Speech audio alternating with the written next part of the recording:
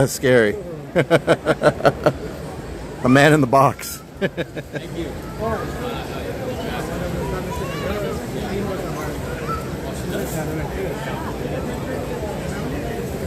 They do like this, Who? Viral? The one that we were talking to? I don't know. I have to ask. Well, they know each other. I'm sure they do. The horror community's tight. So you don't give me something. Yeah, it's... What the heck is that? There's a big freaking rat.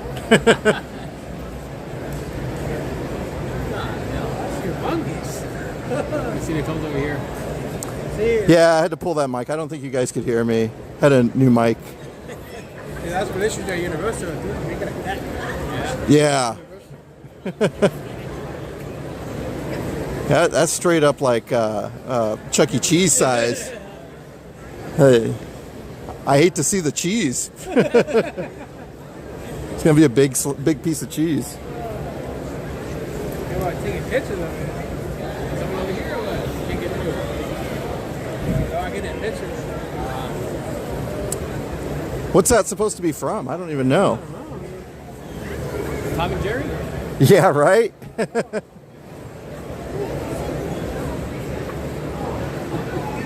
Wow.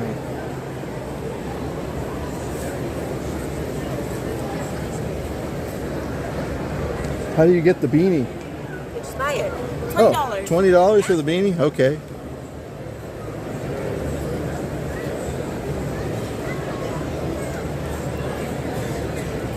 Awesome. I'll be back. Okay, sounds great. We're going to go chase this mouse down. We need a big mouse trap over here. Slime Baby, that's what it is. Slime Baby. What is it? Slime Baby, that's the name. Oh, Slime Baby. Oh, from the slime store right there. Oh, is it? They're selling slime. I don't even know what the slime is for. I was trying to figure that out.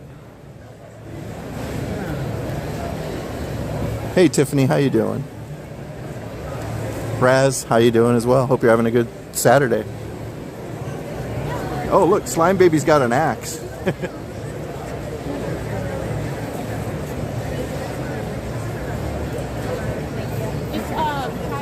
TagSlimeBaby.com on Instagram, and if you follow us at That's a big ass. I know, man.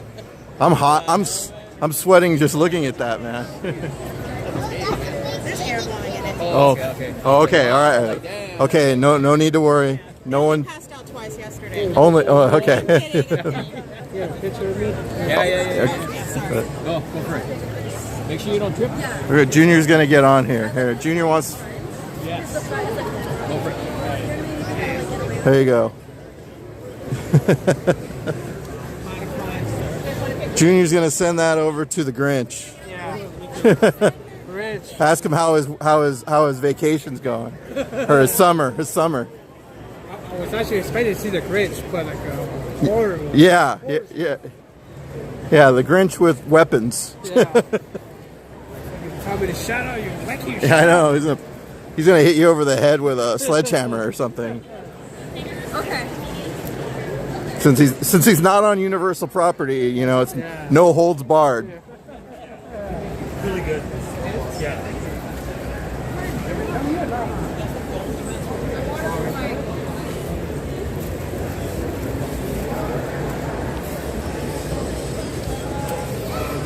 All right, we got pins, man. Trick or Treat Studios.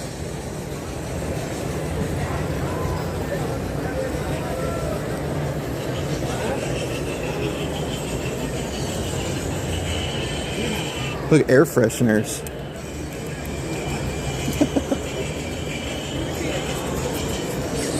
So cool.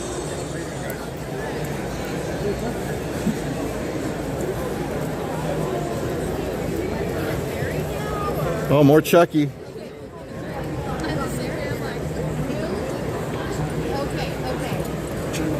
I'm just checking. Oh, that's a 6. There's some more shirts. Oogie Boogie. The Simpsons. That Treehouse of Terror, that's cool. Or it was Scare-a-thon. I thought it was Treehouse of Terror. Maybe it's the same thing.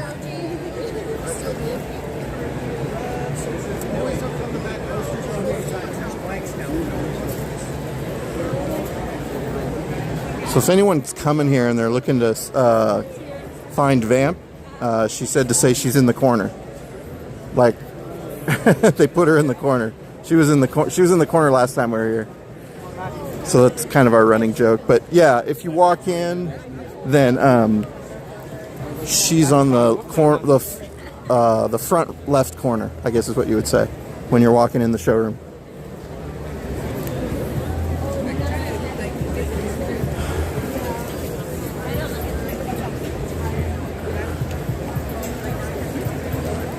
Let's see what they got here.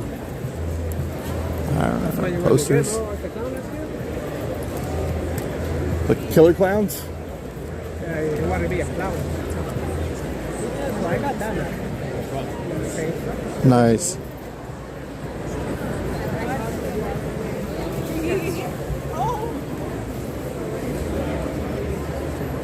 Oh, check it out. They got the coasters.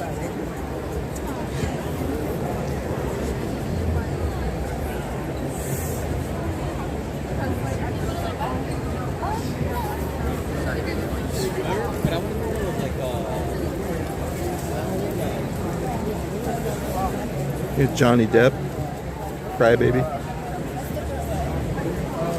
Elvira, Lost Boys. Got the Lost Boys here in person today.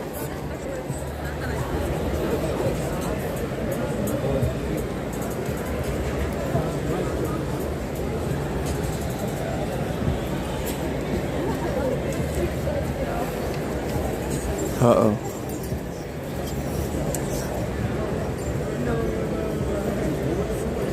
VHS tapes.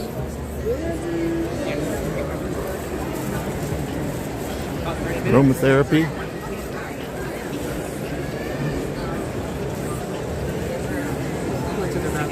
Oh, okay. I am thirsty. Yeah, we should do that. I need soda. Yeah, I need something to drink as well. We're ending it right now. Yeah, cafeteria time. I'm going to In-N-Out. We're on the way back. Yeah, right up the street actually. Wow, he's looking Valentine's, Michael, and Jason. Valentine's.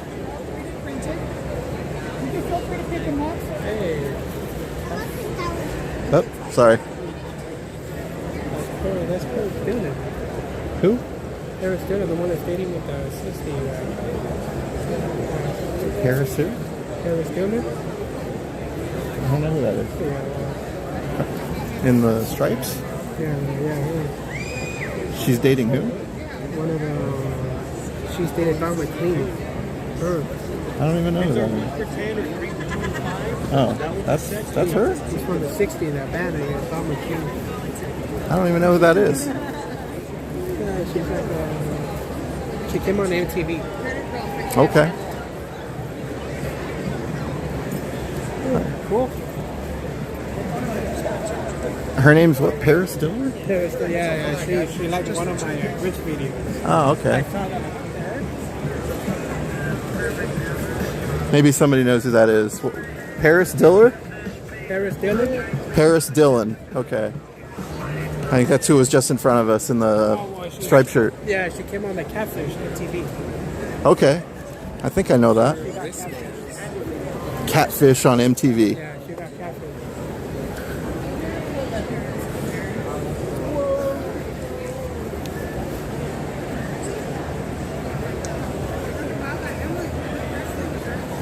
Whoop. Oh, we got the substance. Soda. We need some substance. Did you see that one yet, Junior? The substance? No, I haven't seen it yet. Oh. I'm going to watch it. It's a good one. Yeah. I say watch Companion. Yes. Have you seen it? I've seen it. I want to see that. I want to see that. Really good movie. I recommend watching it. I had a feeling that one was going to be I good. would definitely watch it again. Okay. Companion is a movie we're looking forward to seeing. Someone sent me a message that they're handing out the Nosferatu beanie, Universal. Really? Where? Here? Yeah, somewhere here. Somewhere here? Maybe on the other side. We For still gotta free? go on the other side Yeah. and check out the haunted house. Fear Fun. Yeah, we're going to do that. What time is it right now? We should maybe start moving towards the panel for Terrifier. 2 o'clock? Yeah, since it's 1 o'clock. Time's fucking going by fast here. It is. It's in Ontario, Raz. It's over by the airport. We're at the convention center.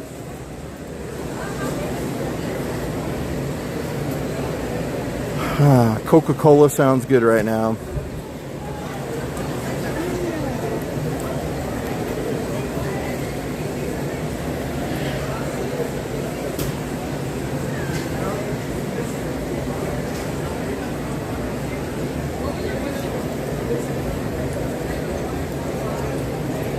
Yeah, when Junior and I first got here, we were sitting there talking to Vamp for like an hour almost. She had a lot of good info, good stories. She's really cool. I like her. Look at the Halloween talk. That's what I like. Yeah. That's the way I love it.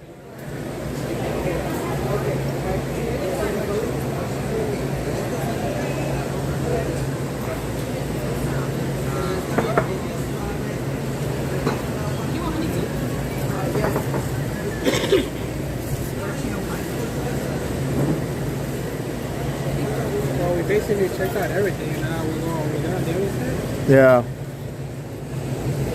Oh, they got Michael Myers and Freddy. Oh yeah. They're gonna beat each other up.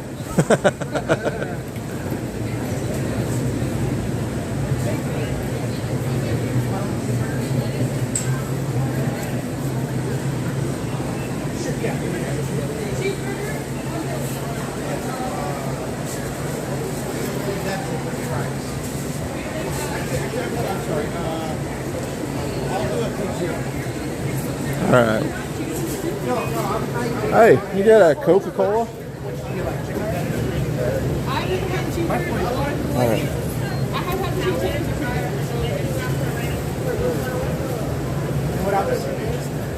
And then you walk up here, right?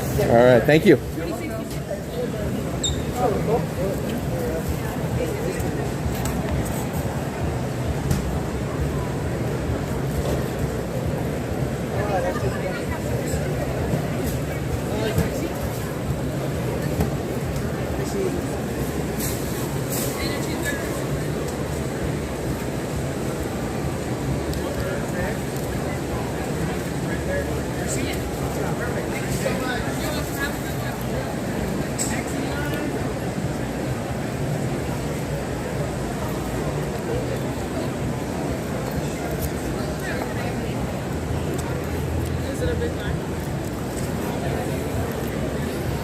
Got Freddy Fazbear.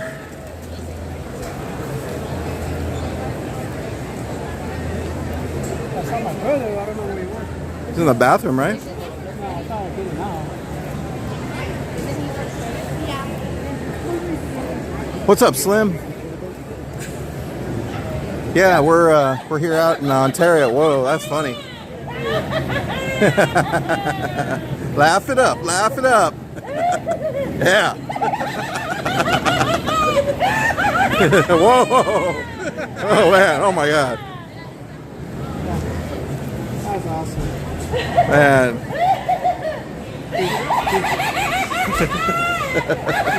You should get a video of me. That's trying to awesome. eat me. Thank you, man. Awesome. There's my brother. Oh, where's he at? Over this way?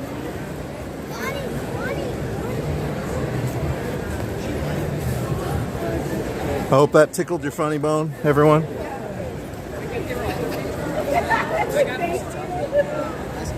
you see the baby?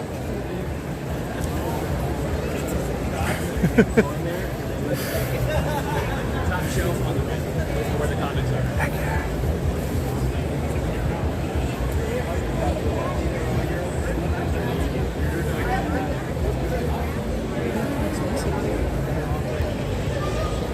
All right.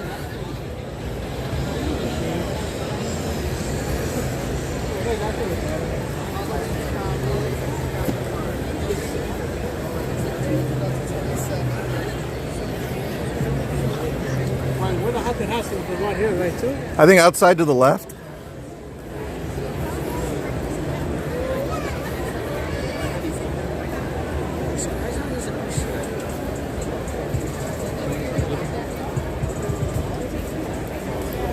On this side, on the other side? I think outside. For the haunted house? Another celebrity. Over here, like Elvira. Oh yeah. That's over here, I think. I thought you were talking about the haunted house. She was over there. We got all the celebrities here.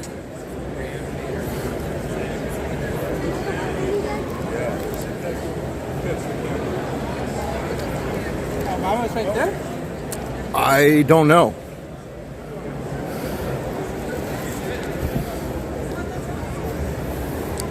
He's got the Terrifier. Yeah, that's Terrifier 3. Chris Fox. I didn't think it was that bad. Yeah, that's good.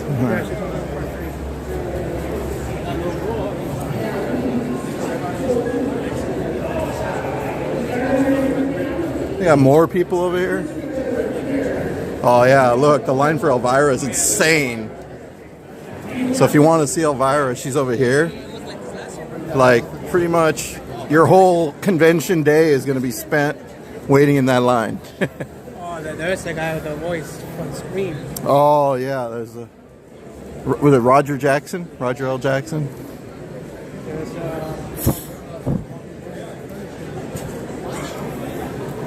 yeah, the next episode was serious. There was pure emptiness. What? Ghost town. No one was there. Dang. It's... Yeah, I was dead. Really dead. There was no one here. Yeah, Elvira is just like an icon, man. I want to see her first.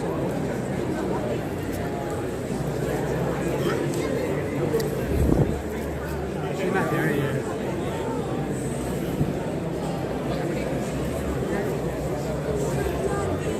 See her. Thanks, Slim.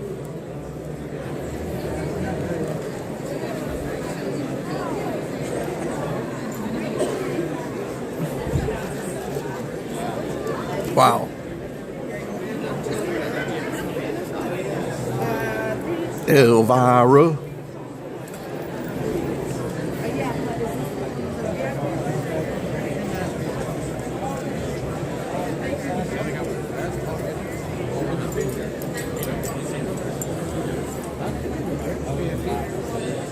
This is regular. For Elvira? This is a VIP? This is for Or for Roger Jackson? she's not there yet. John Bernthal, he's not there either. I don't see him. Oh yeah, that's right. John Bernthal from The Walking Dead, and from he's from a lot of different stuff actually. He was in what did I see him in? Oh yeah, Tobin Bell. So Tobin Bell's over there? Yeah. These are all the super popular. I have to watch to be there. It's sad though, man. The next castle, no one was here. Yeah, I met that guy before because he directed Last Starfighter, and they did a thing for that. He was there, yeah. Yeah, he directed it. All right, Devin, have a good day today. If you're... Oh, there he is. There he is. He's over there. Who? Tobin Bell? John Bernthal. He's, Oh, is he? he's wearing a hoodie. There he is. He's right there. Wearing a hoodie.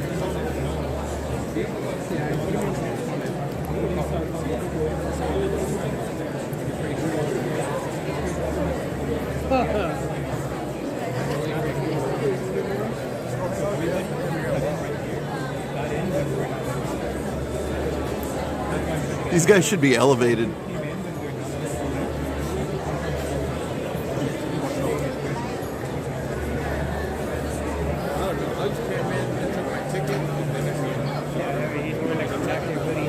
I can't even see him.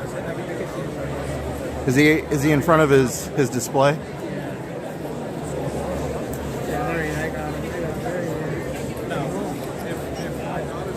Through some heads. Oh yeah, wow. He's incognito tonight. Is he? I mean, with the hoodie on, yeah. See if I can get him. That's him. Where? Over there, yeah, you can see him. You can see him. Oh wait, I'm on the wrong one. Whoops.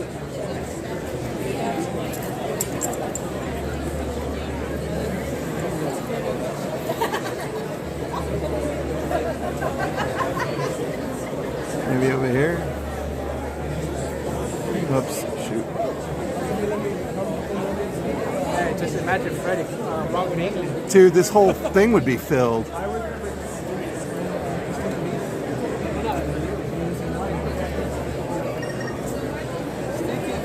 I can't get him. Yeah, just imagine walking Picture, Junior. There he is. He's not giving him a What was his name in The Walking Dead? I keep forgetting. I forgot. He was the guy who was a jerk in the end. Yeah.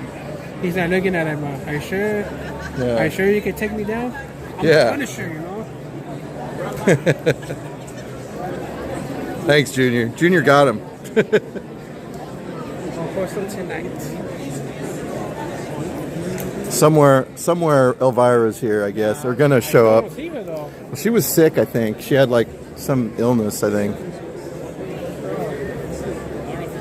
Oh, well, that's why she canceled the phone. Yeah, she did.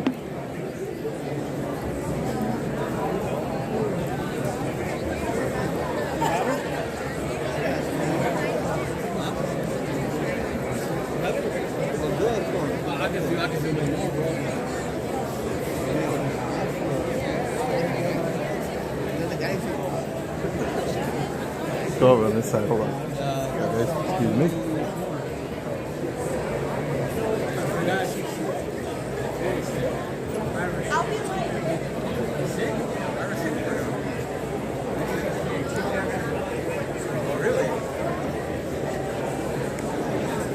I forgot how she said that she out of service.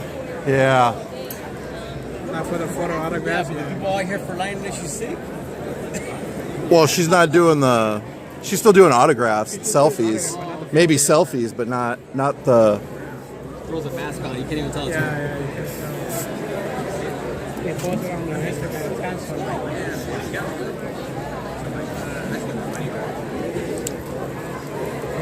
Yeah, she's so iconic. I've seen her so many times at Not Scary Farm perform back in the 80s. The Walking Dead and the Punisher. Yeah.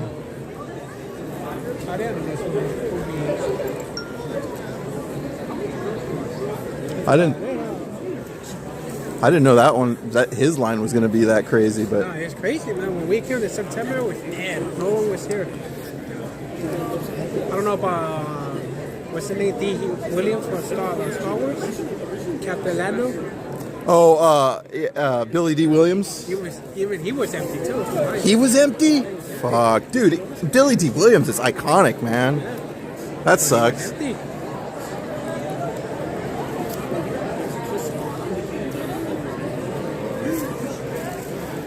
I can't see any of these people. I'm like, let's go. Like, wait for till the end of the night. We come back through here, then maybe they'll be here. Maybe no one will be here because this is like. Who's the other one over there? I can't tell. The second in the end. Right here, the red dress right here. Oh, I see the picture. Remember she was on missing screen. She was here. Yeah, she was at missing screen too. I remember. Yeah, she had her booth. Remember the bar that was here last year? Remember the one? I knew that was her too. Yeah, that was her. Her own memory. Yeah, Well, That is Honda. that was her. Yeah. Elvira is mingling with the crowd, even though no one knows. No, just kidding, guys. Well, shall we go to haunted house then? Yeah, let's go. Let's go do some. Let's go have some fun. It's getting.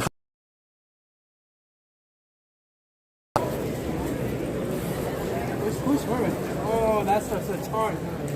Oh, Rose McGowan? Is that Rose McGowan? Is she there? From Scream? She was from Scream. Oh, and the Sandlot. Oh wait, no, it's. Oh no, she's from. The Sandlot. Remember the lifeguard? Oh, I forgot that was her. She's Wendy Peppercorn. Yeah, remember? But she was also in. So hold on, guys. That's. He pretended that he's dead and he tried to kiss Yeah. He pretended to drown and then she kissed him in the Sandlot. Hold on, guys. That's Wendy Peppercorn. Junior, go up there and pretend you drowned.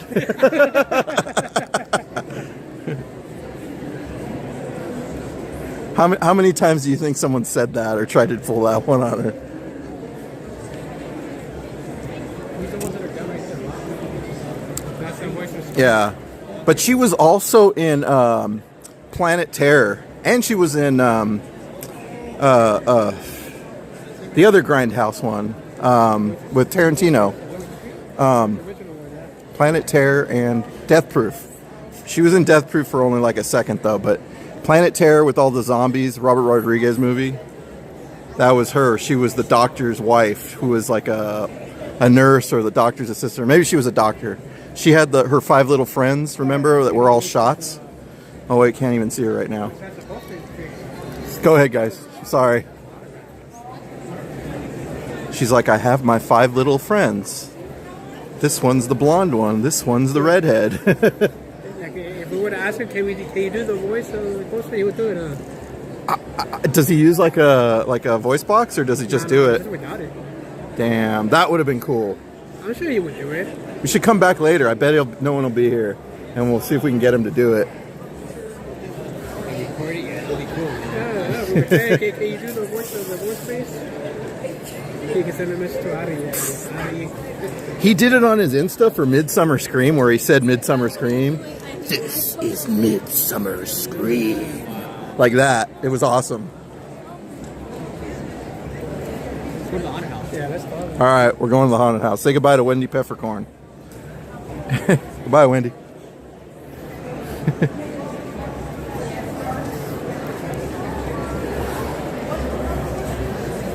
It's over there, huh? The haunted house? I think so.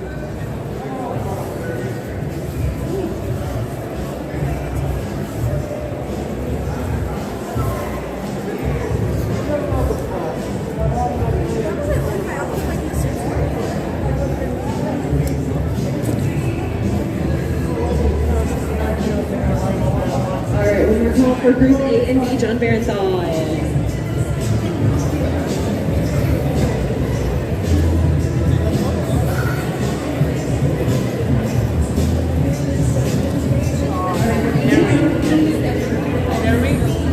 Oh, is it Carrie? Oh, yeah. Be Carrie. Bring your own pig's blood, though, guys.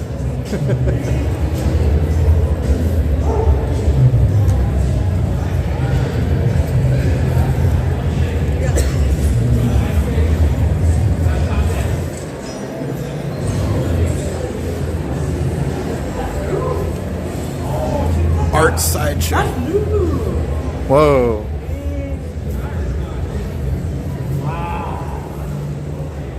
That's Crooked Man on the country. Hold on, guys. Yeah.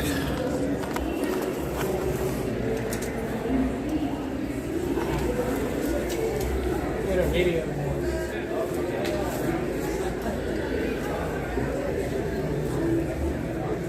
That's badass.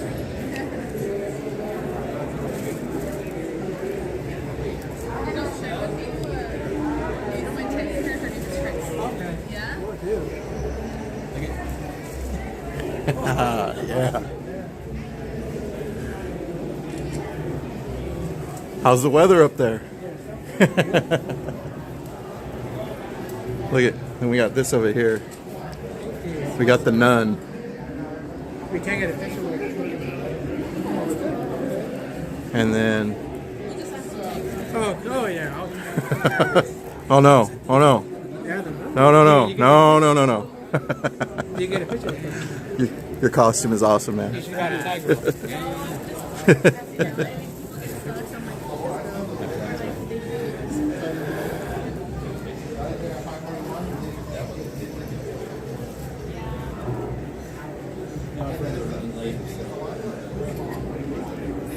Don't open that.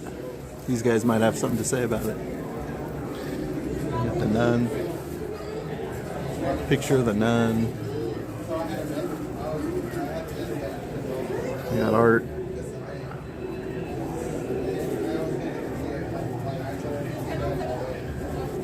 Oh, okay. It's got to recycle.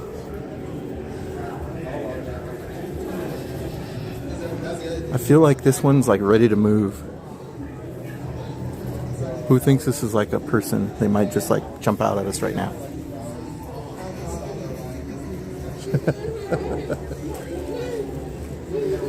Dude, that one looks real. It does, man. It looks like it's gonna like jump out at me.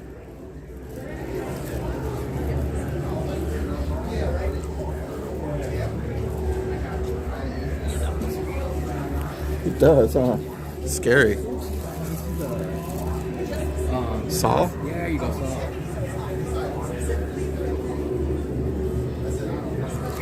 It does look real. Dude, doesn't it look like it's gonna jump out at you? I'm.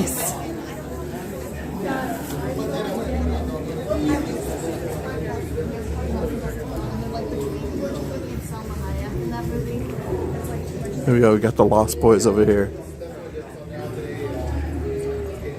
David, your blood is in my veins.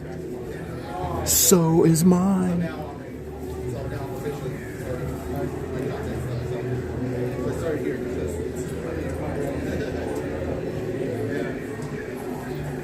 I can't beat your bike. You don't have to beat me, Michael. You just have to try to keep up.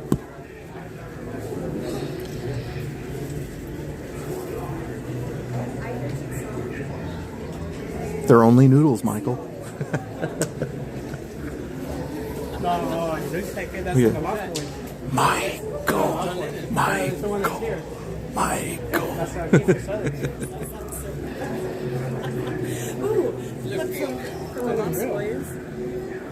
Oh my god, they have David. I'm gonna come back here, so I'll take pictures. Here's the noodles. It's not a very good Michael. I'm sorry.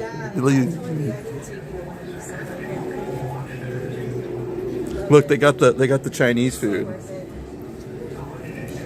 Drink some of this, Michael. Be one of us.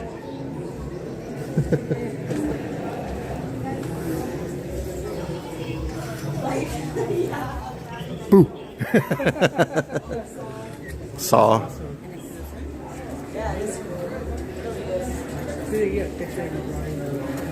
Which one? Right there in the middle. Oh, yeah. Junior wants a picture. Hold on.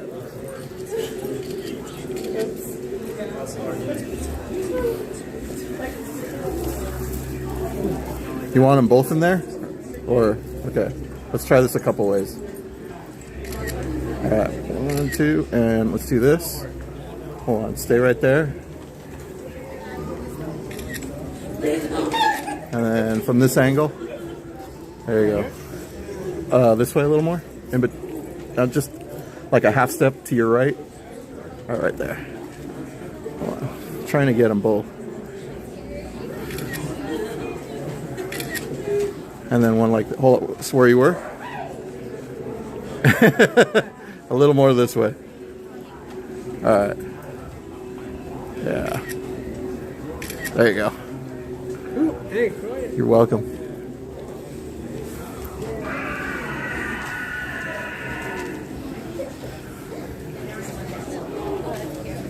This almost looks like the vampire from Fright Night. Or is it? Is it? It is Fright Night, isn't it? Check out that hunter. Is this? Hey, Junior. Is this Fright Night or is Yeah, this it's Saw? Fright Night, Yeah, I was like, he's all, "You're so stupid, Brewster," or whatever that guy said. HHN, man, Fright Night. Nah, that'd be a good one. And then the.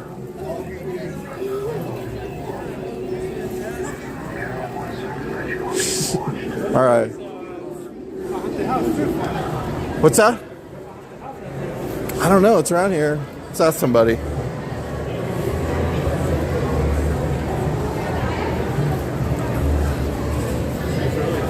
We're trying to find Fear Farm. Look at us, bro. Oh, right here. Which way to Fear Farm? The haunted house. Go to the left? Okay. Thank you.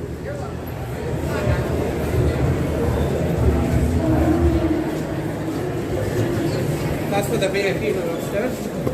I think so. Well, no, we can go up there. That's where the Terrifier panel will be. Oh, this is probably the line. And then they get you in there, I guess.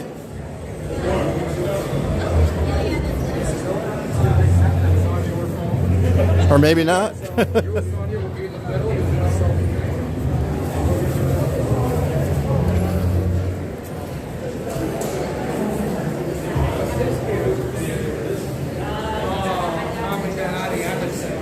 What is it?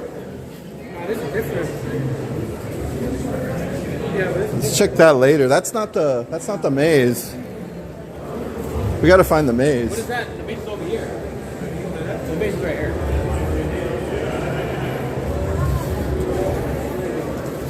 you're pirates. Arr. Pirates. All right. Oh, this is arcade. All arcade.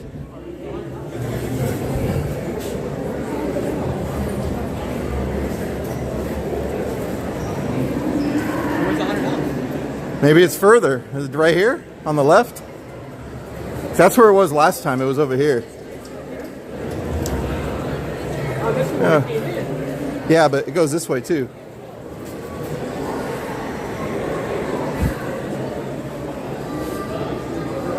Maybe not. I don't know. Let's ask somebody up here.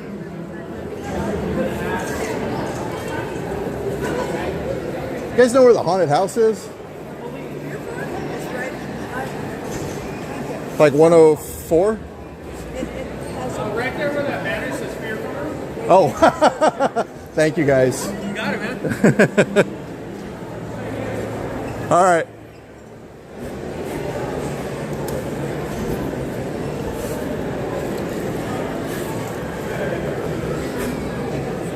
How did we miss that thing? Okay, so Fear Farm is right here in front of the... Oh. I guess it is here, right? That's the museum. What the hell?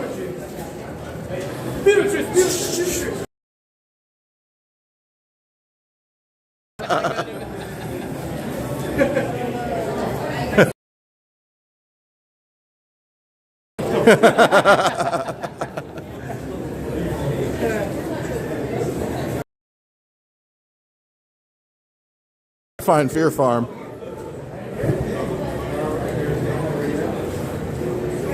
The hunt for Fear Farm.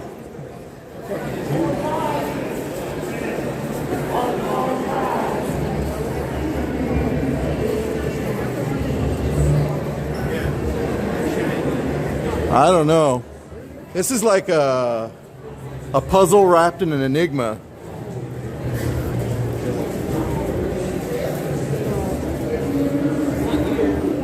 Maybe it's in there that just during the meeting. Got me. Where's the map? See the map. This is a map.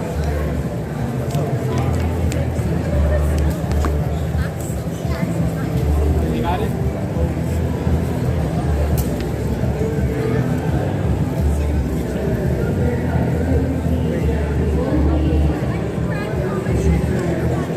$104B. Yeah, right here. Oh, so this is during the meeting room. Oh, 104B? Yeah. Let's go this side.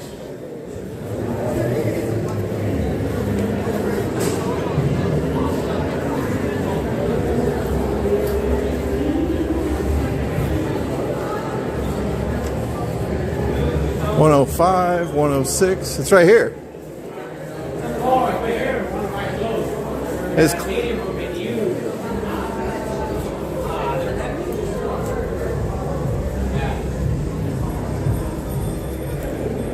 It's in there. That's in there? Yeah, go look. Go crack it open. Yeah, they're probably.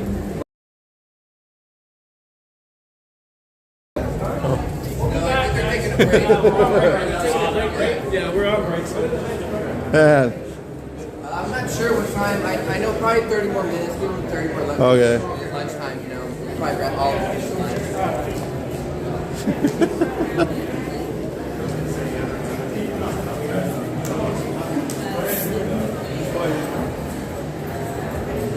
What up, Rube dog? Maybe we should go. Where's that panel? 203. That's upstairs. We never gone up there. Let's go up. It's over here. I think it's either Bloody Disgusting or there's like Terrifier panel or something. We got to go upstairs. We can sit down for a little while too.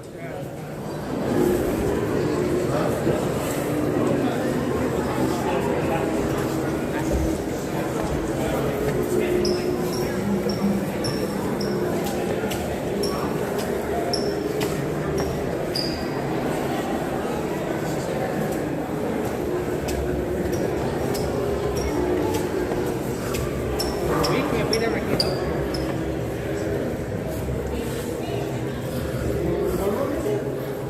I think 203.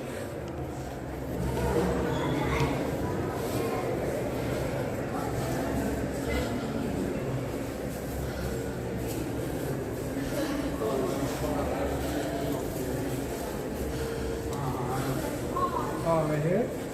Yeah.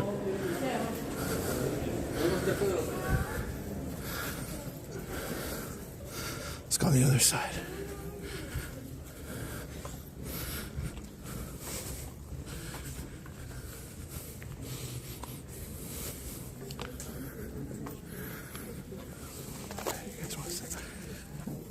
And sit on the side.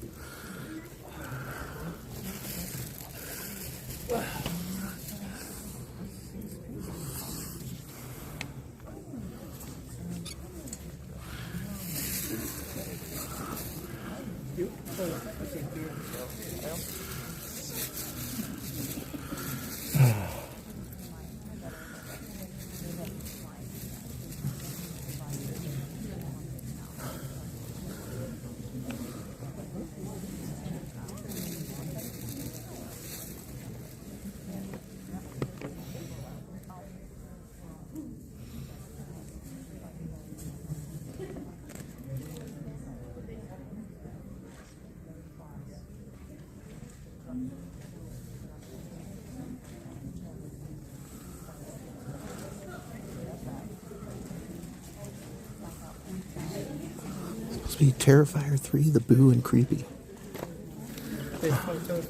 I think so. That's the only panel they have, so it's got to be. With that little girl, right? What's that? That little girl, she gonna be here? I don't know who's in it. It didn't say. Yeah, it doesn't say. It's just on the back there.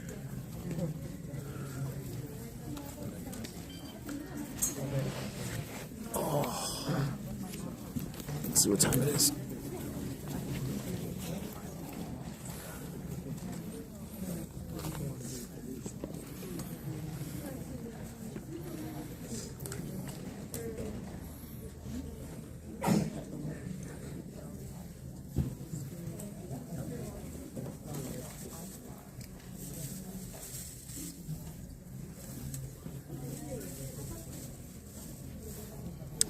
We got about 15 minutes before it starts, so.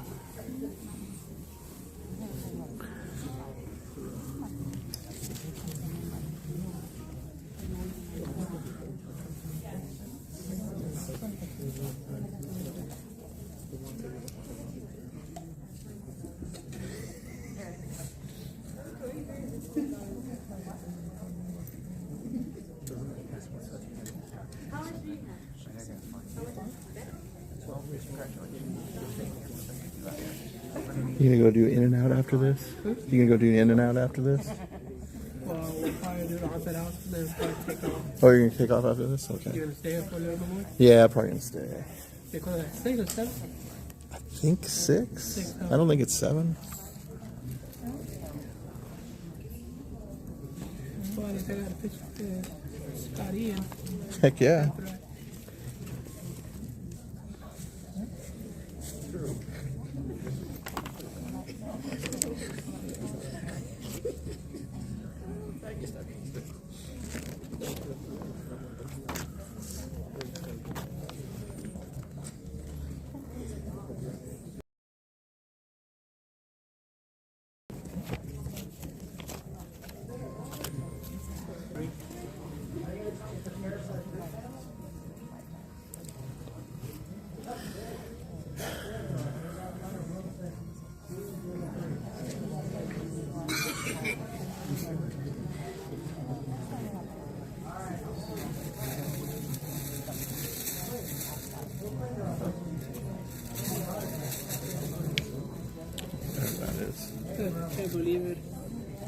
$310.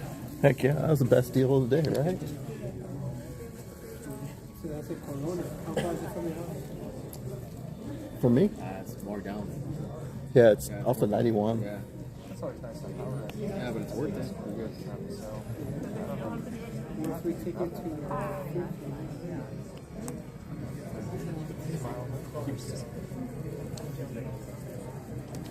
I did watch somebody try that last night. And they weren't successful. But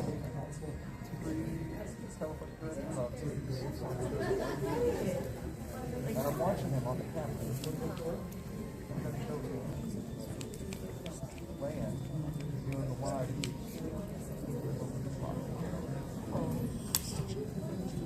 Here comes David.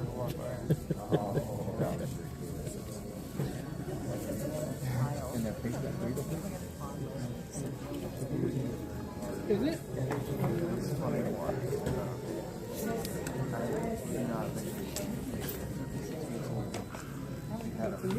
Yeah, we're gonna go.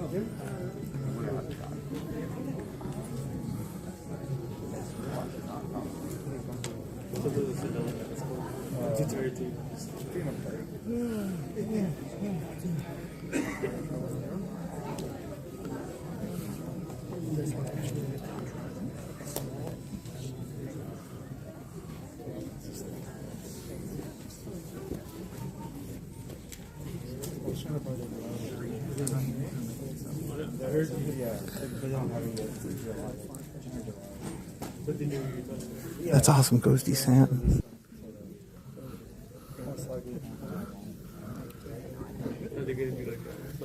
Yeah, I think they're a little bigger. There we go. Cleaned off the lens a little bit.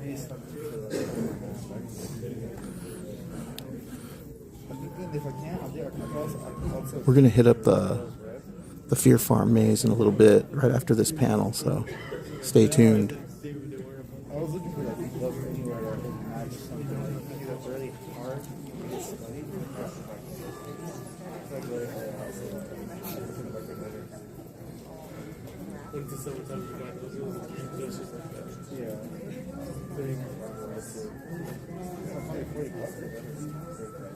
What for the gloves? Yeah. I was hoping they would say. That's what I was thinking. Like, you're not going to Yeah.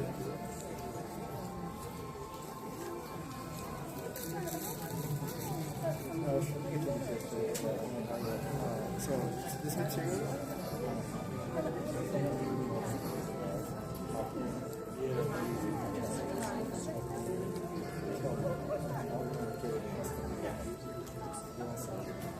I haven't seen anybody with the problem. Yeah, that's the problem. I've seen the Not because me myself too. Yeah, Yeah. having hazel on myself. I was kind of bummed out about that. It's so weird. I think it's my fault that I stayed with it so long. I just walked away I don't know. He's like, oh, look at the movie. No, I was reading the terms on this site. I was like, dude, you already have pictures outside.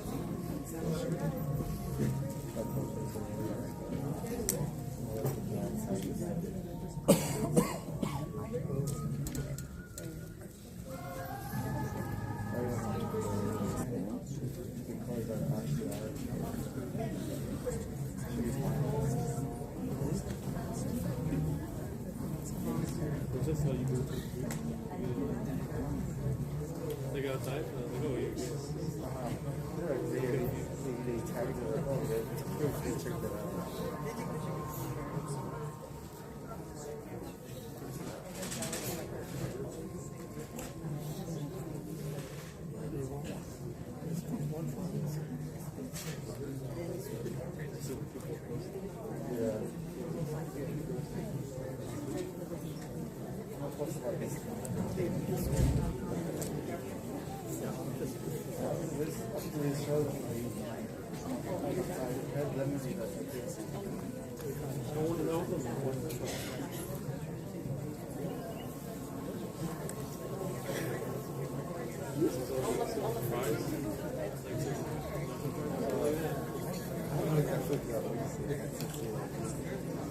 I smelled it and then I saw it. I knew that one. You gotta see it.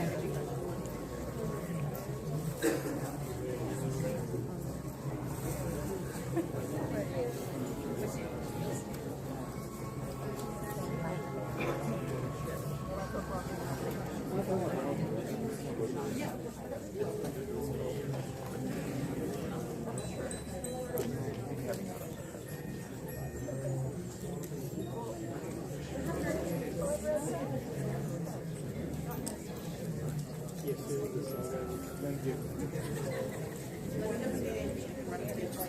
Okay. Oh, that's a signal. That's the problem. That's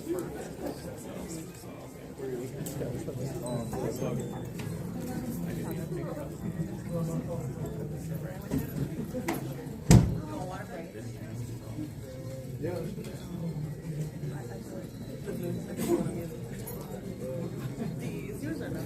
No, I want to keep it. I don't know what to use.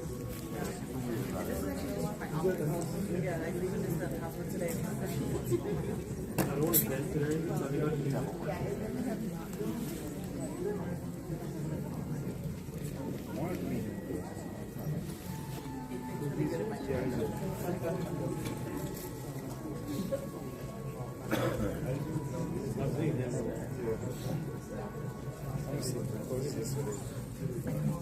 We got to meet Scotty Ian from Anthrax. Check it out.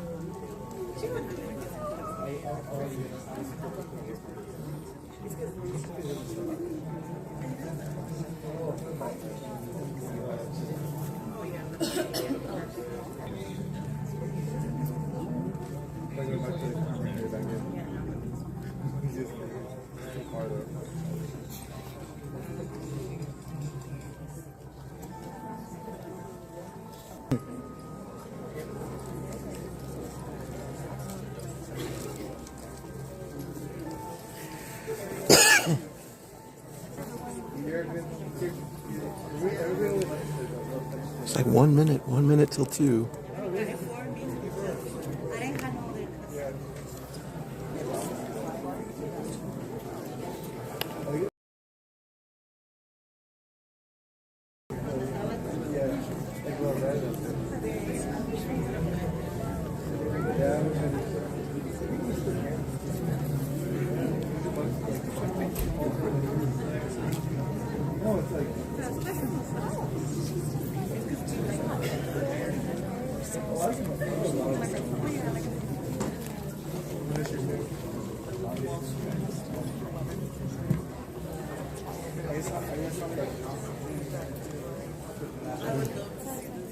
It's better to be on the side.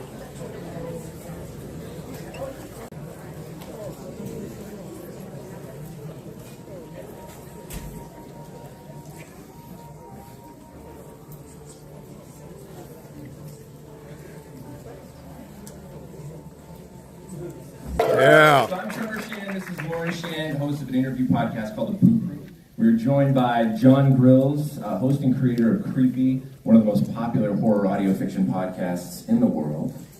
Even though he's so humble about it.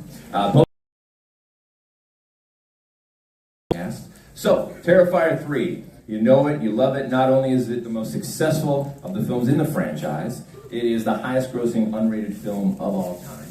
We're here to celebrate with some of the incredible actors that were there. So first off, she's appeared in films including Underworld Evolution, Bury the Bride, and most recently Little Bites. She is a 9-time award-winning writer, director, editor, and composer of the films Frank, What the Spell, I Live Alone, and Hymns. In the music world, her band Knee High Fox has toured with the likes of Marilyn Manson, and she's written hit songs for Theory of a Dead Man, Hails Her. Whose unforgettable death scene opens Terrifier 3. It's our good friend Chrissy Fox. Yeah.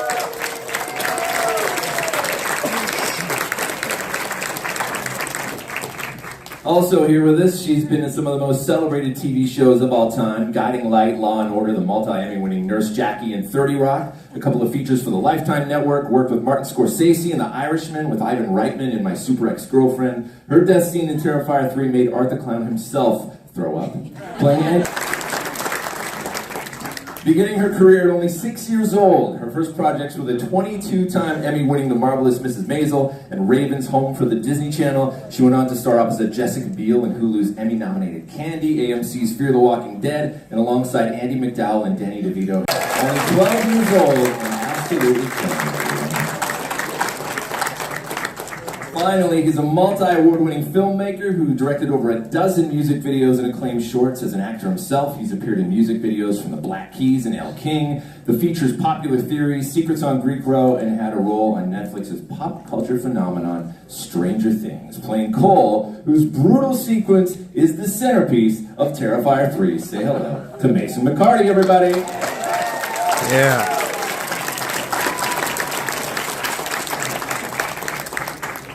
All right, on with the festivities. Mr. John Grills, kick it off. Has anyone here not seen Terrifier 3? Spoiler.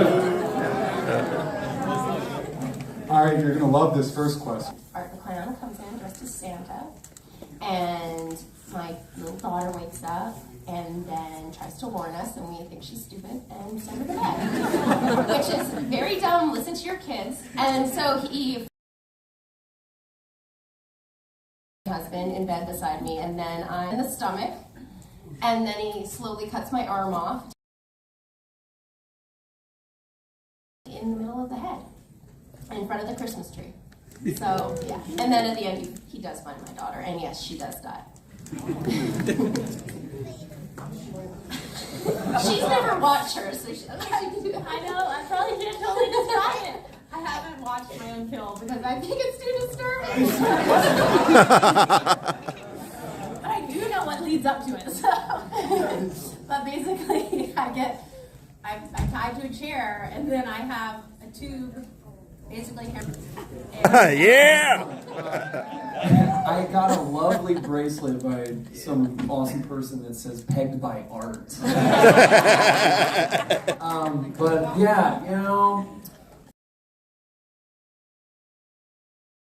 because no one's around, and then rudely interrupted by a leg and some other stuff. Yeah. Right up the butt, all the way up. A lot of fun. Yeah! We'd love to hear how you guys each got involved in this franchise, from hearing about, like, were you familiar with the franchise before, and how the opportunity came up. And start with Chris.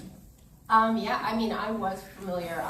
A friend of mine, Paul Wiley, he actually did the music on starting with the first one, and he told me about it, and he's like, hey, you should watch this movie I just worked on, Terrifier. And so I watched it really early, and I loved it. There's something about it, I was like, this is really cool, this is really something unique I've not seen. So I slowly started to get to know Damien a little bit, and David, over just Instagram, because my daughter was 2 and she got really obsessed with Art the Clown. So, and then Damien had seen some of my films that I've done, and so we talked, and then, you know, I just threw it out there. I was like, I'd love to be a part of this at some point, and he had said, you know, I think there might be something for you in 3. And I was like, I want you to be Jennifer. He was like, you know, this is the Drew Barrymore and Scream moment, you know, and I was like, amazing, and I just was like, how bad is it? Before, and he's like, oh, it's brutal. And so I was in from the beginning, and I think I was cast really early on this, so it killed me. I had to keep it a secret for a long time. So. Wow. I was not familiar, surprise, with the movies, but I did know the casting director in New York, Matthew Maisto, and I auditioned for him several times before, and I just got it, just like any other audition from my manager, and put myself on tape for it, and then got a call, I don't know, maybe a couple of weeks later, that it was right before the holidays last year, and they were like, they're probably gonna, you know, have you do some callbacks after Christmas. So, and then after Christmas, they called and they said, well, they just passed your tape around over Christmas, and they decided that they don't need to see you again, and they want to offer you the job. So, I was like, wonderful. I was like, this sounds great. But I want to do this movie, and I was just telling the story actually that I ran into a friend, and she had some teenage daughters, and they were like, oh, what are you working on? And I was like, well, I might be, you know, going to do this movie, Terrifier, and the daughter was like, you're in. Well, I hadn't watched the movie prior. But I had known about it. I had seen like a lot of clips like surfacing around TikTok because it is very famous, especially for its gore. So I had done the audition, and then it was like during like a callback that I think I had gotten. My mom was reading at the same time as me, and she went into my room, I remember, and she was like, oh my God. And I was like, oh my gosh, this is amazing. And I was just like laughing. And she was like, oh my God. And I was like, this is so fun. My friends are gonna love this. And she was like, I mean, yeah, she was speechless, but I loved it. I thought it was the perfect amount of funny and gore. And I kept just thinking, I remember I kept thinking, like, how are they going to turn this into real life, into a movie? And this is amazing. It kind of spooked me out, so I didn't know how I felt. But of course, I knew that the fan base was so awesome and incredible, and it was an opportunity I couldn't miss. So I sent a pretty silly tape for a while, but I ended up reading like 4 or 5 times. And then there was a chemistry read with Alexa, who I wish was here, you know. But and she was so sweet, and it just, you know, that's when I really started to read the scenes for Cole. And then it got down to where Damien just called me at one point. He's like, hey, you know, and thanks to, you know, Elliot and Lauren and David and everybody, because Damien told me, and I'm really curious about, I mean, we've all of us, I would assume, being horror fans, our dream of being killed in a horror film, and being killed by art has got to be like the ultimate. I mean, it doesn't get better than that. In the house, and I looked at the monitor, and I was like, oh my God. Like, so then I knew what I was in for, and I think I didn't realize how much stunts and things like that went into my, I don't know why. I think the thing that freaked me out the most was when Axe came through the door, because they really did that, and it was like right by my head. So I was super nervous. But the back gag, which was pretty gross and scary, and David missed the pad like 3 times with the axe, so it was a fake axe, but they still hurt. But I was like, it's okay. And then legs in my head. And so we would do my stuff, and then we would do some of like her guts coming out. And I have to say, when you work with something that looks just like you, that's molded, the worst thing is watching them like move, put the teeth in and pull the teeth. Oh my God, it's like, and then they were like, had 2 people's hands inside my stomach, like stretching, and I'm like, stop. How does it work? Yeah, they cast me like from basically my torso down to like my they did a half face prosthetic, and then they had to do like, put the skull in, and then like had to replace my hair, because it was really a lot, and there was blood tubing. I can't stand it. But it was really exciting to know that there was that much blood. I was like, I hope that everybody's gonna really like this. So how many times do you have to do that? I mean, with all times, it was pretty, like we did one where I didn't fall, and then one where I did. The stomach one we did quite a few, and the axe in the back, just because there was like, it was all like one long piece that we would run from the stairs and go all the way to the door. So it was quite a bit. I remember the funniest story was, you guys must know, if you're big fans, you know who Phil is, the producer. So he was teasing me the whole time because he knew I was scared of the axe coming. So that was one of my favorite memories from shooting. What about before we go on, the screams? I mean, the screams are kind of the centerpiece of the trailer. They've been used everywhere. Your scene is... Making a horror movie, and if you find your kid's dead, it's not a normal scream. It's like a guttural, like agonizing scream. So I really wanted to give that and do it justice. So I just drank a ton of throat coat and ate licorice and tried to pace myself. But yeah, I screamed like for over 10 hours a day for like multiple days. Yeah, one of my favorite things, and if you guys followed the when people were like, you know, trying to post like little things when we were shooting, there was a huge crowd outside the like, are you shooting Terrifier 3? And they're like, absolutely not, no. And then people would look up at the bedroom. Mine, I would say it was just more emotionally draining than physically. Because, you know, that scene obviously is very upsetting. You know, I think my daughter's dead scan me, but I didn't have to do a mold. I didn't have to like have any of the stuff poured on me or anything. Absolutely, yes. Like, I know. Now I know how lucky I am. But yeah, so they did the mold on my arm, and they did do a mold on my teeth. Okay.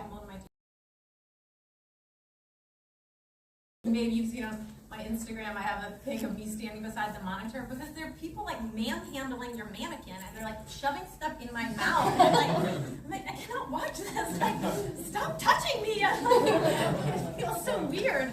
So it is like totally not comfortable by any means, but I really did miss out on some of that murder business. But you know, God bless that mannequin.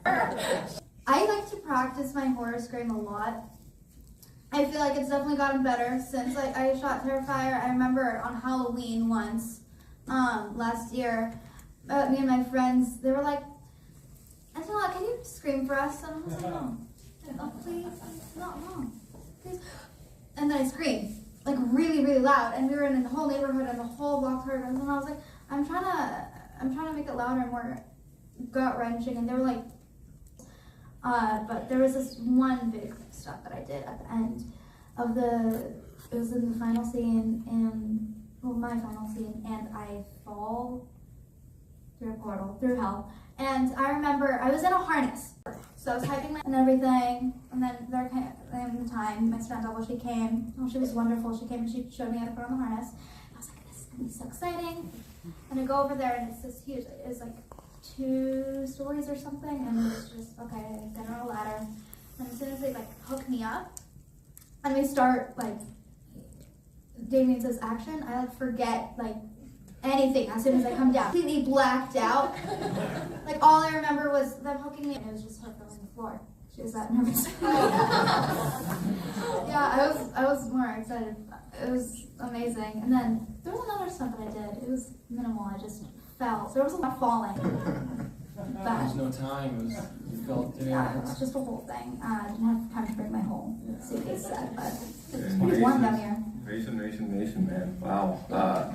Yours starts with a chainsaw through a shower door. So look at it. Smashed glass, water, it looked so nudity. It looked uncomfortable. Yeah, well, we knew it was coming. You know, I think I worked for about 2 weeks, and so the first week was just all the dialogue scenes. It was all the talking, so pretty fairly easy, average, you know, regular shoot. Because when it was challenging, or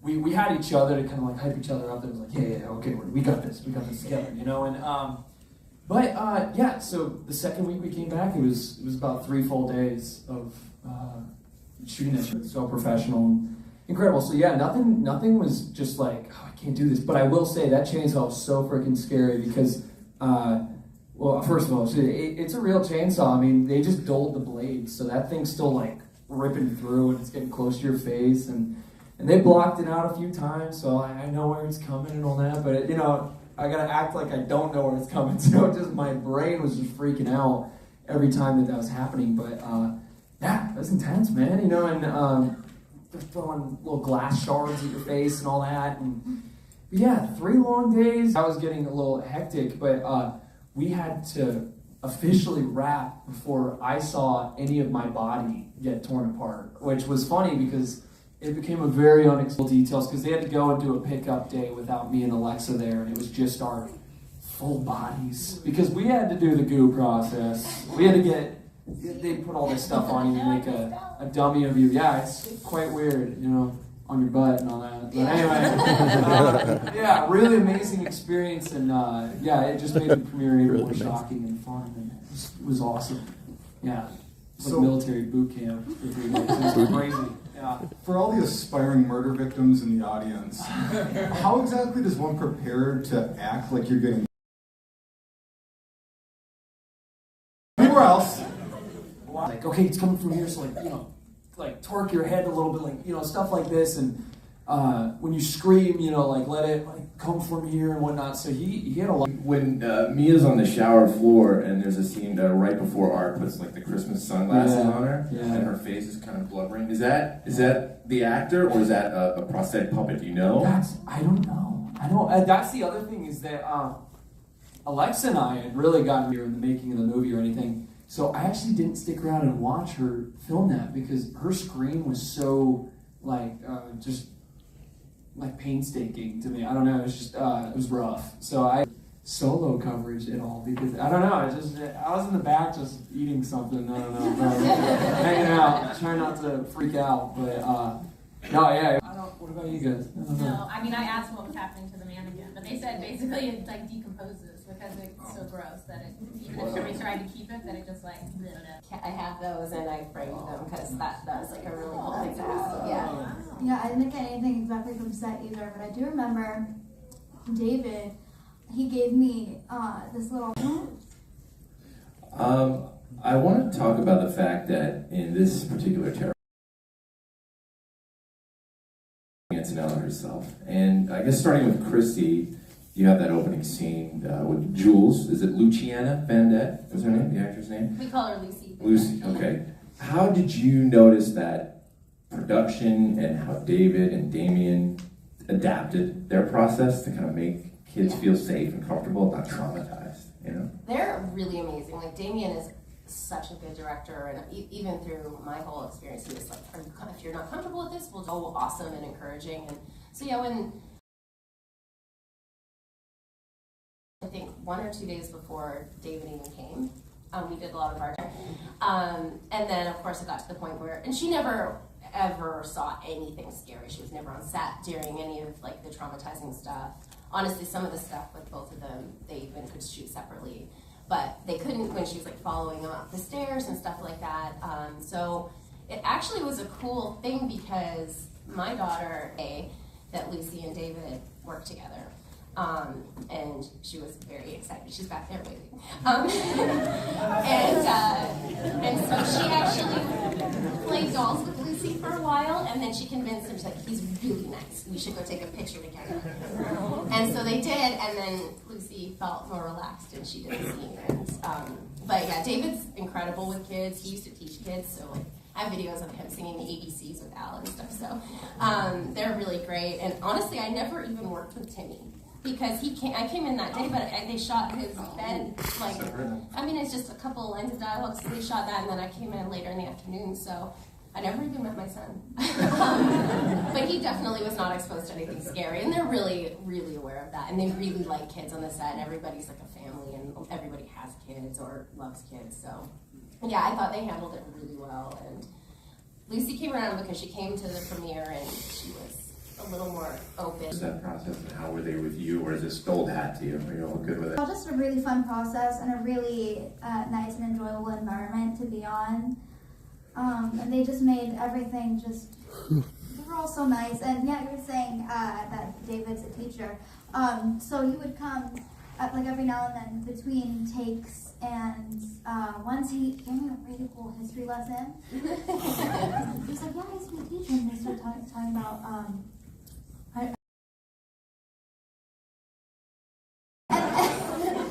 that's what I remember, and it was all, I wasn't traumatized, and it's a memory that I'll never really forget, you know?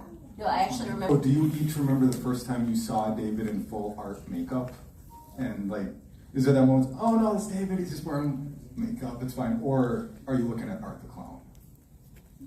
So, but yeah, David, you know, we're just like, you know, we didn't have a lot of like green room space there, so we're just kind of holed up in this bedroom in this house together, and he's just like sitting in his costume, looking at me, and you know, but yeah, we're talking about, you know, being a teacher conversation, but you know, he's totally in his outfit. I mean, he never takes it off because we gotta go shoot. So yeah, so that was my whole experience. Was everybody was in costume. Samantha had like her she couldn't even see me in the whole scene. She was like, "Where are you? I cannot see you." She has the prosthetic covering the whole of one side of her face, and then she has a contact in the other one that's got like a pinhole that she can't even All see. day, he was like halfway through makeup. No, I saw him out of makeup first, and then Alexa and I were there as we watched, helping with a lot of his like face makeup and all. Such a kind face that, you know, David has, and then he just slowly morphs into just that really scary thing that we all fell in love with years ago. And like, yeah, it was frightening. But him in the Santa outfit was like the end of the day. He walked with Elliot, and he walked up, and oh my god, yeah, just totally iconic looking costume. You know, it's just yeah, it's amazing, but frightening. No, I think when I first saw him, I'm trying to remember when I first saw him out of makeup, but before we shot, after reading it, I started getting these nightmares about him doing that to me for real. So I was like telling Damien before we shot, I was like, I'm getting nightmares. He's like, oh, that makes me so happy. In a VR, he's genuinely terrifying. Yeah, those tears were real. You know, so yeah, and then, I mean, we've seen him a lot since. He actually, my daughter had Art the Clown. I'm like, oh, I thought you. I thought you would look like scary. He's like such a sweetie. Yeah, and then he had like an eyeline, and then I got to know him before the makeup, and then he got all his makeup on, and I was like, oh my gosh, he just really gets into character. I love how he can express things without actually talking. Yeah. Did he do this thing on set though? Like he commits to something if he does it, so he'll do these weird things. Like he scared me like 3 times.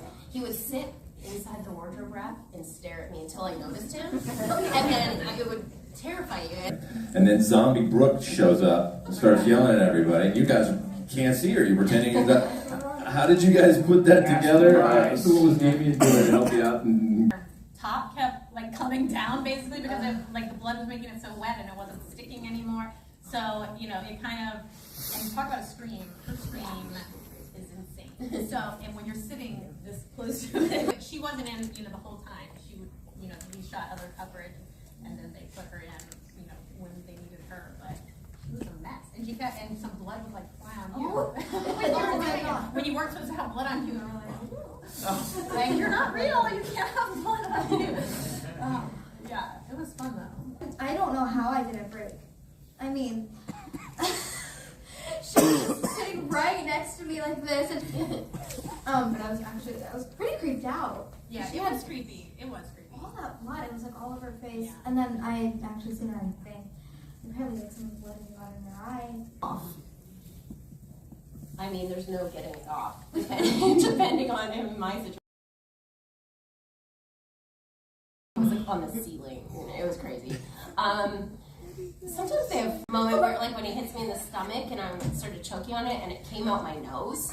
And that was, it actually made it, you see it for a second, I was proud of that, but it also was horrible. So the whole day, it's like all I could taste was the blood. It was like in my nasal canal. Yeah, but yeah, you can, if you get like a little bit on your shirt, you can maybe wash it out, but yeah. Does it like stain your skin? And it does, like you can take it off sometimes. It wasn't bad because I just showered at the end, but yeah, I don't think any. The Clown, All Hallows Eve, to Terrifier, Terrifier 2, Terrifier 3, upcoming Terrifier 4. We've also watched the progression of the kills, right? Like, over your dialogue because of what the franchise has created, or is it all just kind of a part of the job? I mean, I kind of treat it all the same. I know it's super important, especially with this franchise. Like, you had to make sure everything counted, especially, you know, just like with the screaming. Speak from my experience, but because we had the cold open and it was sort of a standalone, like little short film, it was like we really had to make sure that all of it worked and built the tension and made you love this family. And on you per se, but it's just like you want it to all come together and look right, just like you're saying. Yeah, exactly what you just said. dialogue is always fun, but I don't know. There's something about like it's kind of like they say because you want to make it as terrifying as it is for people. So there's a little bit of stress, but I mean when you're like doing it, you kind of just like go with the flow. And I think Damien helps with that too, though, because he knows exactly what he wants it to look like, and he'll be like, "Well, do we need this?" He's like, "I don't need that. Don't worry about that." So it's this that you really need, and the other we can let it go. Yeah. It's kind of a mix of both, just because the dialogue and the characterization only helps and supports the weight of these like action sequences later, and so that was something that me and Alexa were keeping in mind, was like, well, how are you perceiving these two characters? Like, how can we sort of thing that we treated with a lot of respect and we cared about, and there was a lot of like, wow, like I said, having Alexa there and Damien leading the way just made it a lot more relaxed. Or the tension was eased, and we were just in the moment trying to make it real. So. Yeah. Over there, like, hold my beer. Like, like, is there any a little jealousy? That's a funny question. I'm just, Chrissy, your screaming is so incredible. Before Terrifier, I don't think dying. Like, I don't know if I've ever done that before. So I didn't know until I tried it a day before shooting, and I was like, huh, that's weird. I don't know. I mean, You're just so happy. But yeah, I mean, I think I always say it would be so disappointing if like, I'm a Terrifier, but you don't get killed by Art the Clown. That'd be, And Sienna, who shows up incredibly damaged. A lot of the film is spent on that and the interaction between her and her family. So Margaret and Antonella, what kind of work went into developing this? I feel like I love Lauren. I feel like she completely matches my energy, and I feel like she is my cousin in a way. I remember when I first met her, and she was just the sweetest person. She was so kind, and I would be, for example, in the final. Lucky with the people that you get paired up with, and we just got along really easily from the beginning. And like I said, we're in like a little house together, and like we're this close. But I think it's really just you're spending those dates together. You're with somebody for like 12, 14 hours a day, so you get to know each other pretty quick. But we're very lucky that we just got along great. So. Jason, you got both of them. You're crazy, man.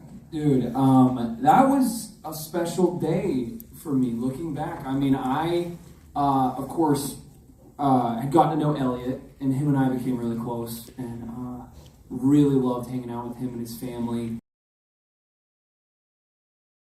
Around that, we shoot that little cafeteria scene, and just to have that brief scene with her. But that duo is so iconic, and I hope that Jonathan's back in this next one, because how could they do that to us? He's just gone. But Damien just posted a photo of his script.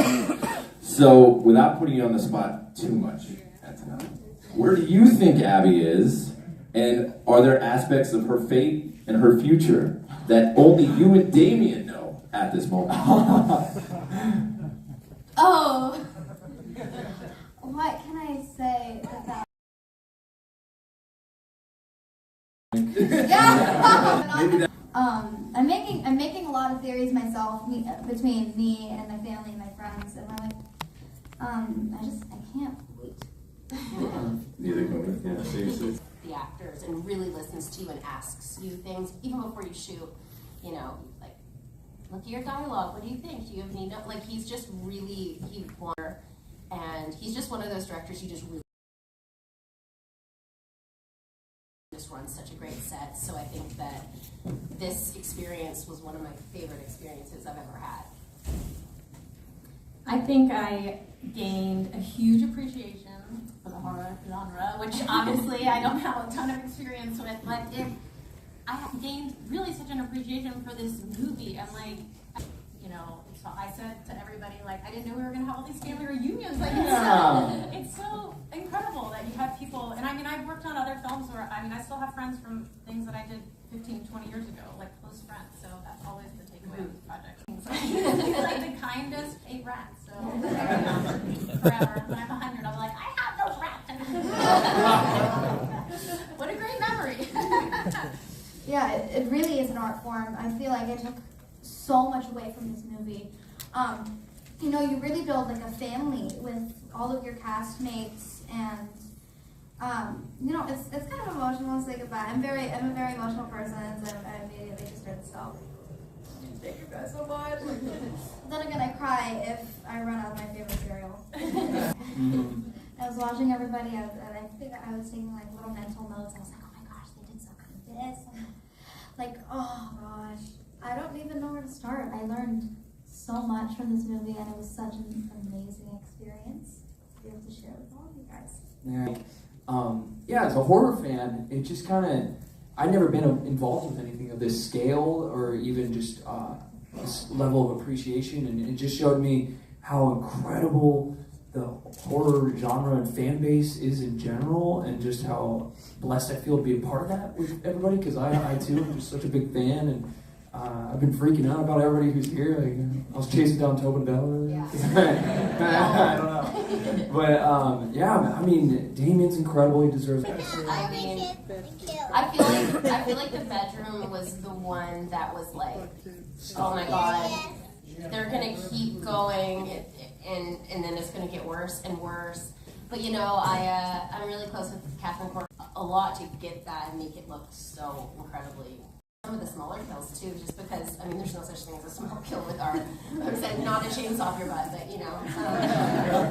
Yeah, ask me. I was editing yours, and so I got to see like the axe through the door and your arm coming off, and like it was amazing. And again, your scream, like, oh my god, that just like blew me away. But it's so good. Thank you. I mean, it was so weird, the scream thing, because I was watching the movie later and I was like, Damien, is that scream? And he's like, oh yeah, it's in the whole movie. I was like, oh, so like in the asylum part, or with the very beginning, like that's my scream, and he just started putting my scream in all of it. And I was like, oh, I had no idea. That's really crazy. Yeah. In the mall sequence. Yeah. I didn't know.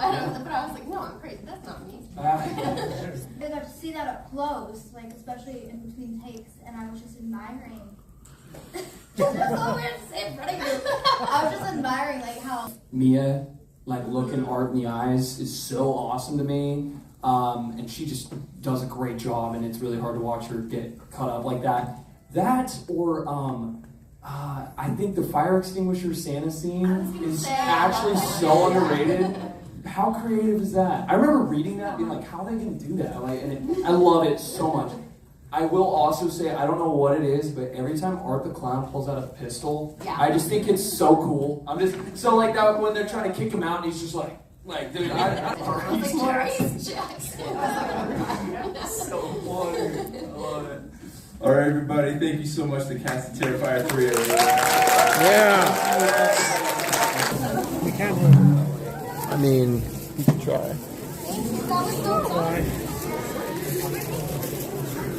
Oh yeah, we could. We could get a picture. That's cool. Let's do that. Hold on.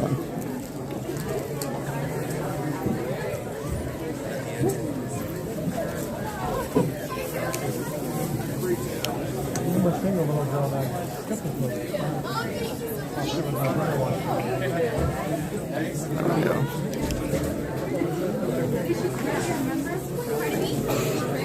Oh, she would have been up here the whole time. It was there.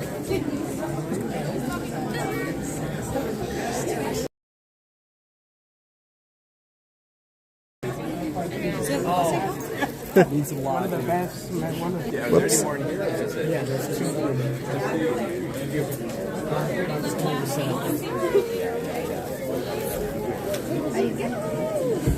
Oh, where is? Oh, there you guys are. Like, I lost you guys. I don't know where Karen is. Found her. Oh. Actually, here. So when you guys going? I gotta get the other one. I know. Scream panel's next. Dude, Scream panel's next. Is this green? Yeah, I was just looking at the thing. I got him. You got him? Yeah. Yeah, 3 p.m. is Scream. What's that? We're going to hunt it out. Yeah. I know you're going to stay, right? Yeah, I'm gonna stay. You were falling asleep too. Yeah, dude, I could feel myself. I was. 50-year-old guys, right? That's what happens, man. Dude, I'm used to like that, to doing that bob. I could feel myself drifting off, and I catch myself.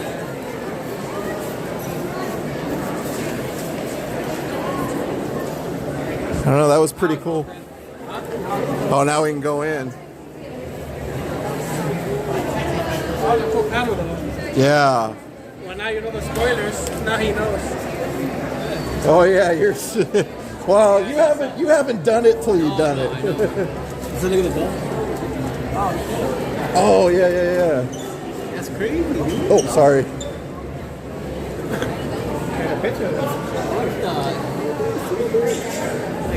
Dude, I thought that was real for a half a second.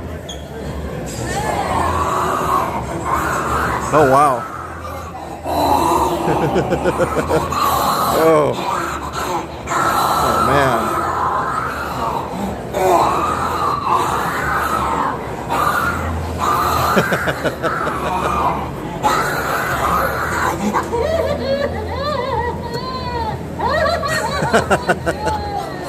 That's so cool.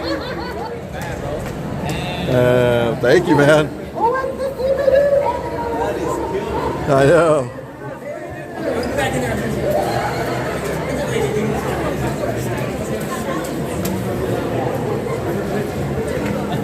Oh my God, there's a huge line now.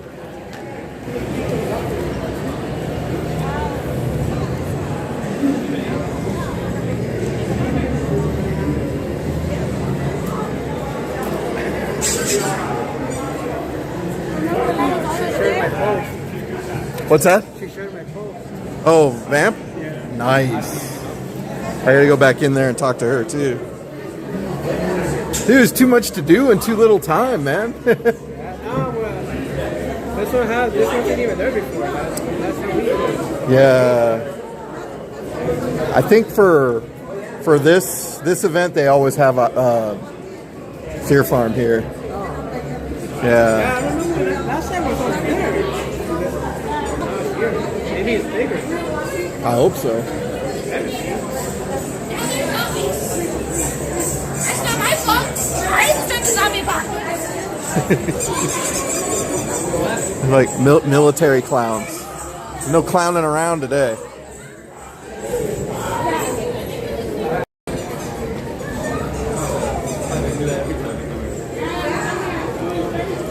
Yeah, I told, what was the guy's name? The chainsaw off the butt guy? Mason? Yeah, that's right. Thank you. I got a picture of him. Yeah, it's the chainsaw off the butt.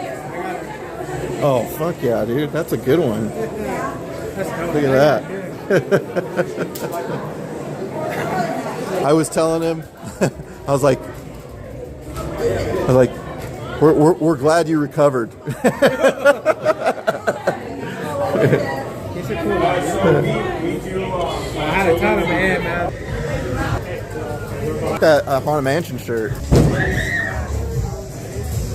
Gathering. Remember that number. You know what I'm doing.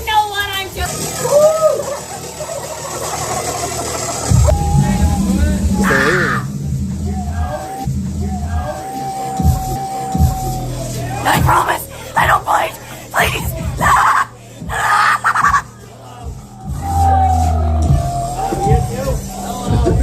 Oh man. What's that? It's my brain on drugs. I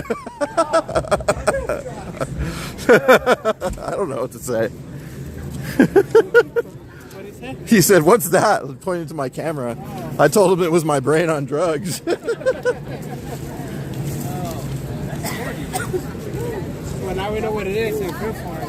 That was pretty good. It was short, but really had a lot of detail.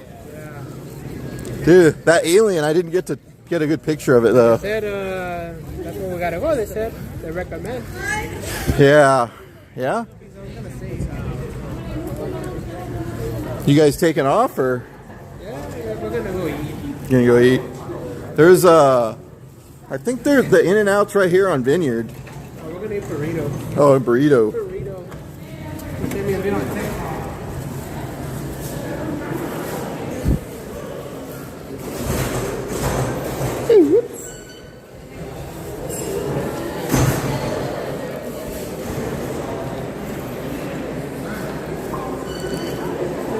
Oh, that's what we came in over there. Yeah, right over there.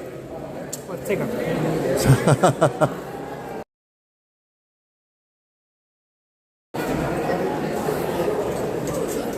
Yeah, so right here. Well, we're staying. Junior's got to go home. So, see if I can have him hold the stream, and then I'll go take it. How'd you like that panel? I hope that... But, I hope most of it got up there and reached you guys.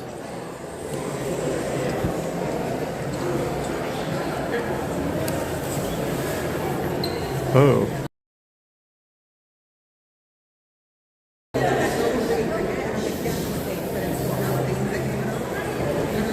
Rainbow, when are you coming back to the parks?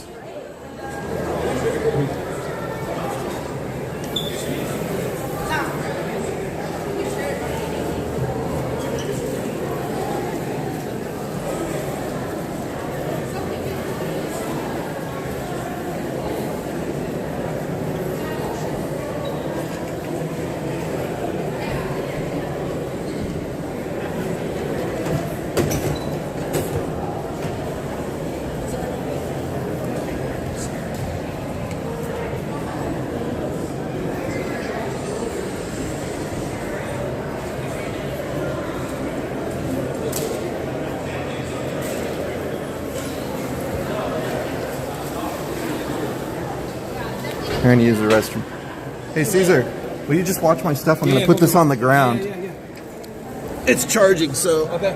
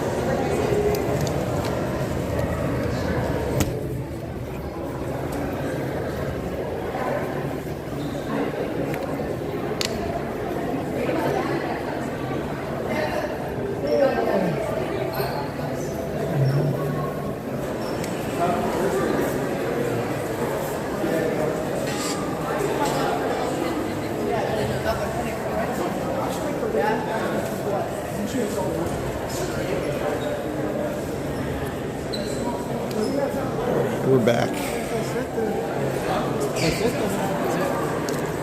You guys driving back? Where you guys going for food? It's a little, I think it's around like, maybe like 5 minutes away. I'm out here all the time, so if somebody knows something, yeah. Once you try a burrito with handmade tortillas, there's no Oh, damn, that looks good. It's like 5 minutes away. What's it called? It's in the bottom right there. Taqueria.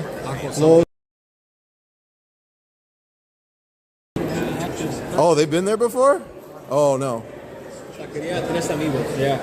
Taqueria Tres Amigos. 5 minutes away. Okay.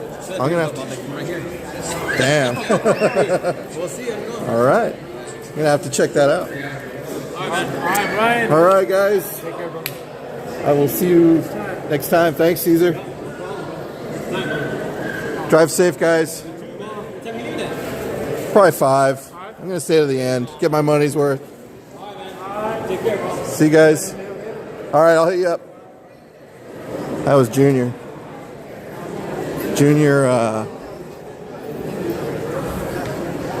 Junior's got a bit of a drive, and he's got to get home to family, so he can't stay. But we love it when Junior hangs out. Oh, that's right. I'm sorry. I forgot you were there yesterday. Yeah.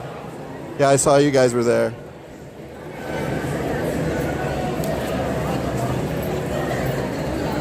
Yeah, he got that last year.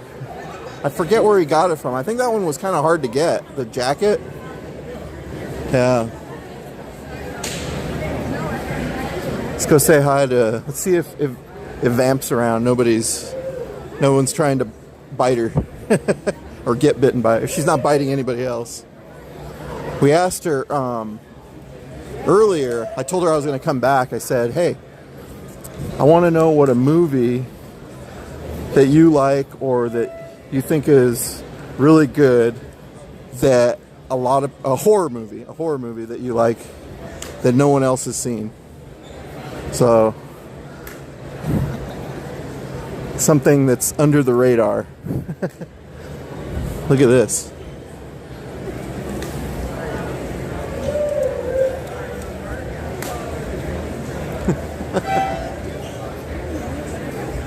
It's for the fiends. Oops, excuse me, guys.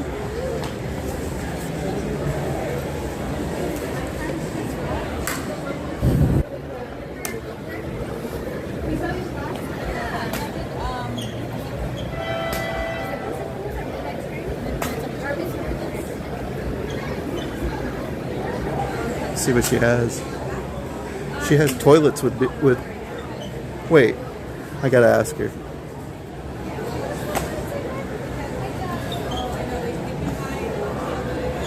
I think these are colognes for the toilet. I have to ask her. You know, so it doesn't smell so bad.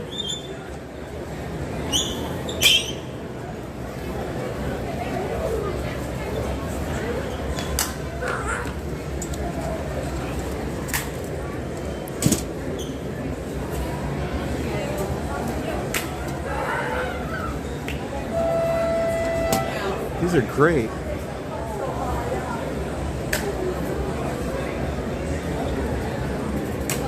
Yeah, sorry. Thank you so much. I put my poster down, so it's like, thank you so much.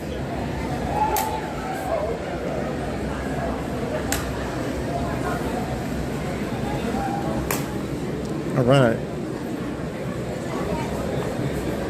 Hey there, I'm back. Yeah. So when you say what's the weirdest? I'm trying to like remember what I actually asked you. I knew what I meant in my mind. No, a horror movie that you really like that other people probably haven't seen. I just recently saw Titan. Yes, I haven't seen that, but I've heard about that. Wow. My friend brought it up to me. This was like months and months ago. We were filming an episode of our podcast, and she was talking about this movie, and she was like explaining it, and the way she explained it was just like so wild sounding that I was like, that sounds really weird. And then time goes by, and just like in the last couple of weeks I watched it, and it's the weirdest thing. It's literally the weirdest thing I've ever seen. Okay. But it's done very, very well. And it's not like, it's just hard to explain. You just have to watch it. Okay. Cars involved. But I traded it for a Halloween Kills premiere ticket. I mean, fair. Yeah. One would have been an incredible experience. Yeah. It is wild. So, Titan, I think I saw it streaming on Hulu. Okay. I don't know if it's still on Hulu, but that's where I watched it. Okay. Cool. So I had to have one for you. So the one I have, and you may have seen this. Okay. Have you seen Della Morte Della More? Yes. I figured you would. I'm like, of course she's seen that. Let's see, something more recent. Have you seen Possessor? That is it's Brandon Cronenberg, who is the David Cronenberg's son. That is a mind F of all time, of mind Fs. It's like, I even kind of say that, like, The Substance, you've seen that, right? I want to say in a different way, it's even better. It kind of in a similar way, but better than that, actually. But conceptually, yeah. That's a good question. Streaming services. Yeah. Basically, you'll read it, so I'll kind of give you the gist of it. It's like this. These assassins who they go kill people by their assassins implant their consciousness into someone else's body. They kidnap them and put their consciousness into somebody else's body. And then they go out and kill people, and then they dispose of the person, and then they reinsert their consciousness back into their own body. Yeah. It's very twisted. All right. Sounds like a plan. All right. Bye-bye.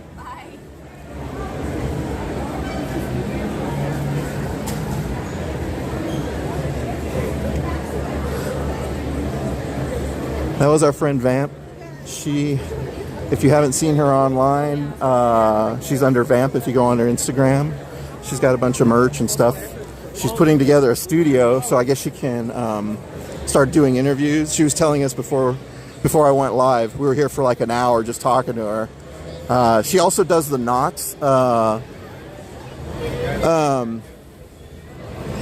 What is it? The Knots announcement at Knott's Berry Farm. When they announce the new mazes and stuff, she does that. So...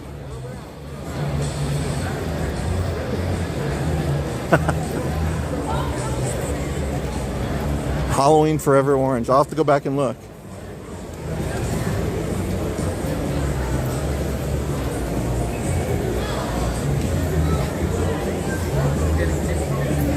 But she recommended Titan. I said Della Morte Dell'Amore. She'd already seen it, of course.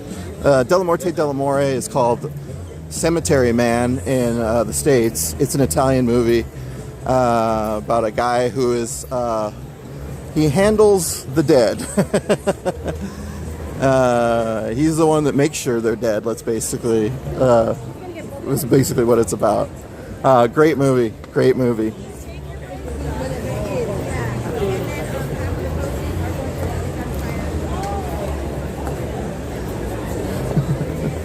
Got Spawn.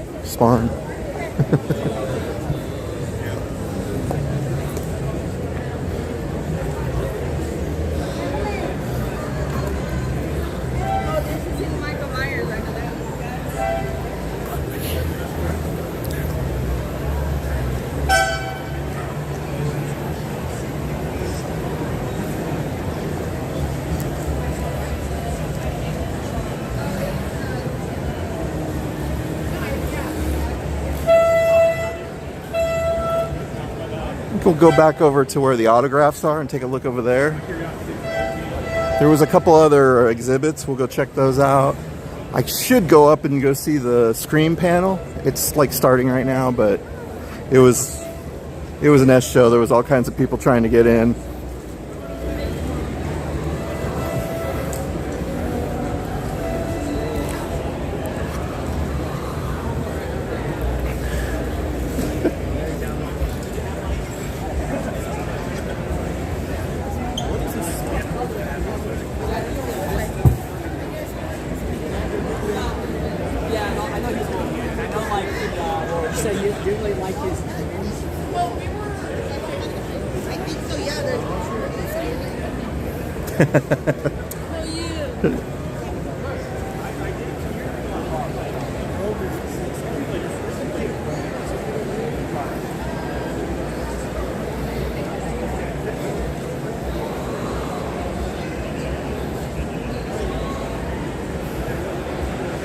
So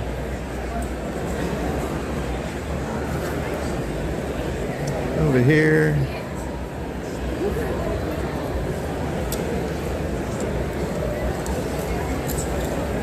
This is the Re-Animator area.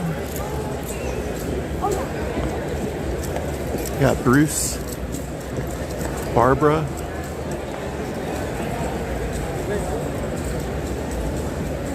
Jeffrey Combs.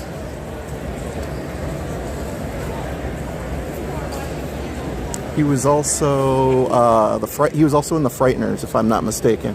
He was kind of the bad guy in The Frighteners. A really good movie he's in that I really enjoy is called Motivational Growth. It will disgust the heck out of you and make you want to go clean your bathroom. So if you need a movie that makes you motivated to go clean your restrooms, that's the movie to see, Motivational Growth. With Jeffrey Combs.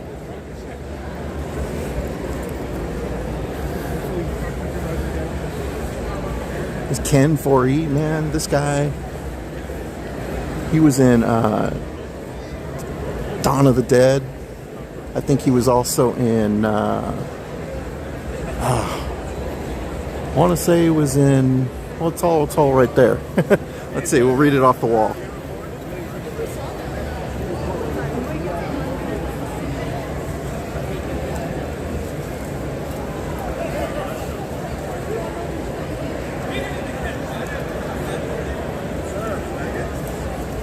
That's it. Oh, sorry.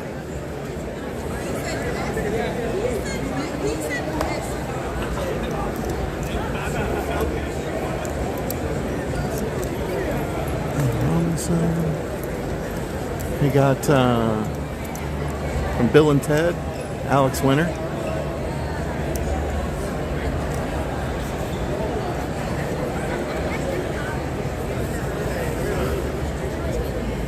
This is the Lost Boys section.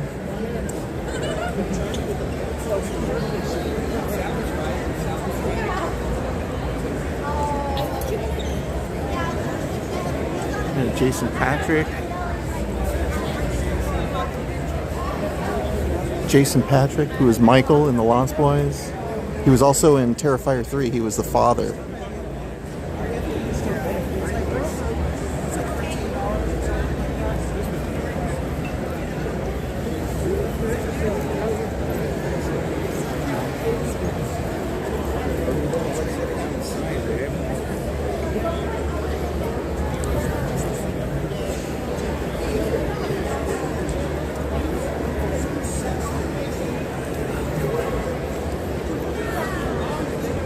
Over here we got Scott Ian. We saw him earlier. Good old Scott.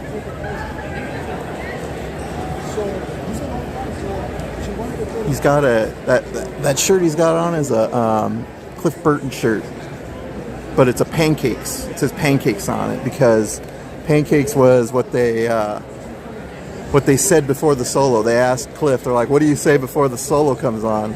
He's like, "I don't know, pancakes." So now I guess it's a running joke, like between the bands, to say pancakes.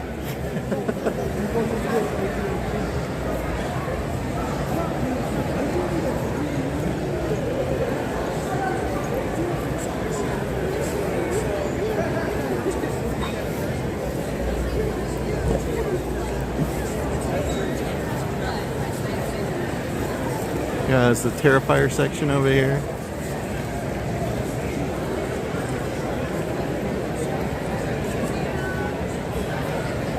Antonelle Rose and Margaret and Florence.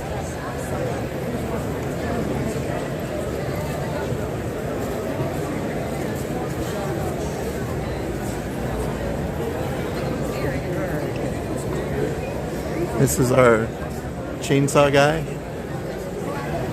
He is recovered. That's what I told him. I said, "I'm glad you recovered from your chainsaw experience."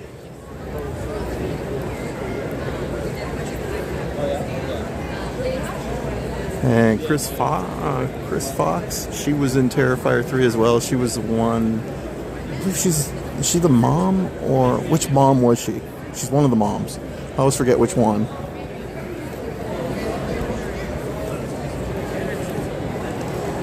And Jamie Kennedy was here, but he's upstairs in the panel.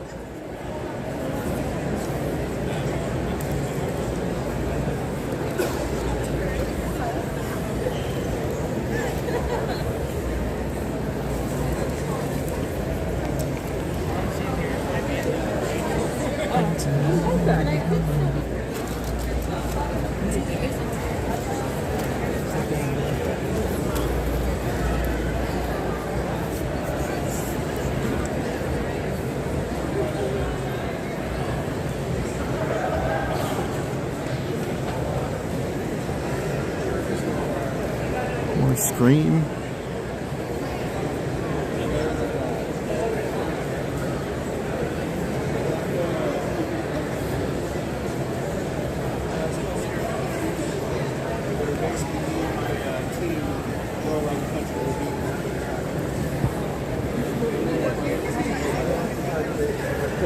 Alright, we'll come back to this area later. I think once the panels get out, once the Scream panel gets out, we'll see more people down here.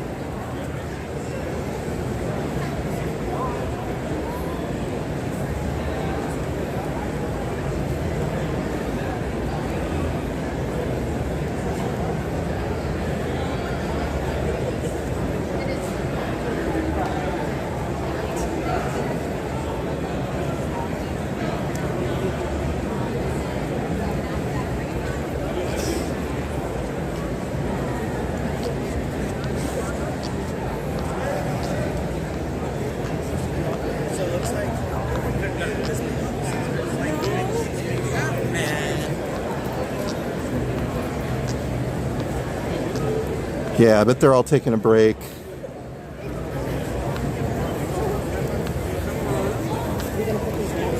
Alright, we're gonna wait for him. Yeah. Hi, so, I love that movie. Yeah, let's go down this way. Dale un beso. Look at it.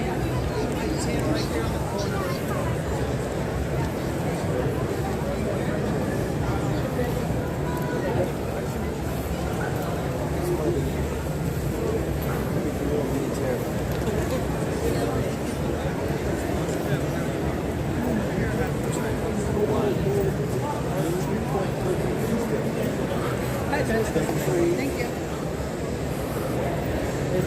Oh, hey. No, no, oh man.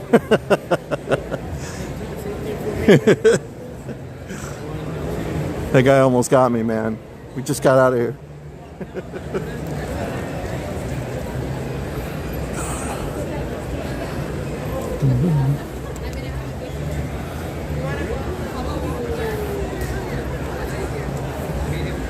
Oh, look at this guy. Predator. He's on the Predator. He's predatory right now.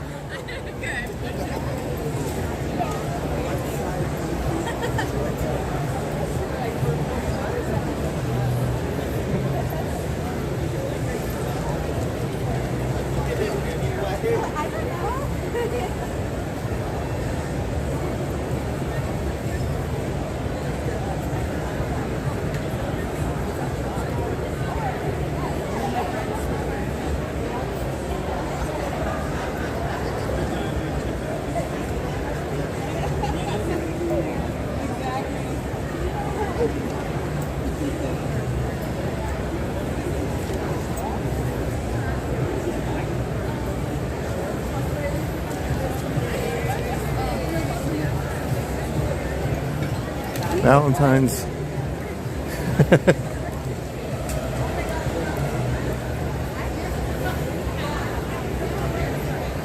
Check out that artwork. Wow.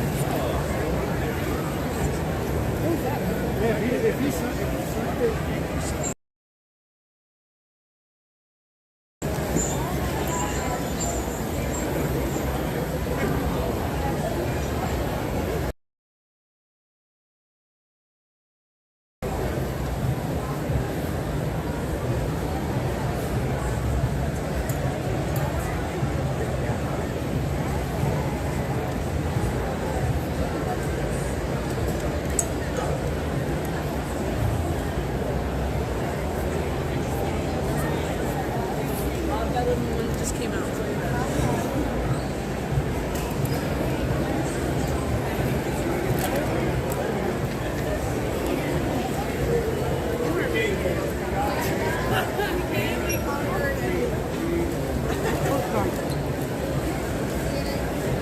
Oh, hey, Jack Skellington. Oh, hello, Jack Skellington. Going that way. Bye-bye.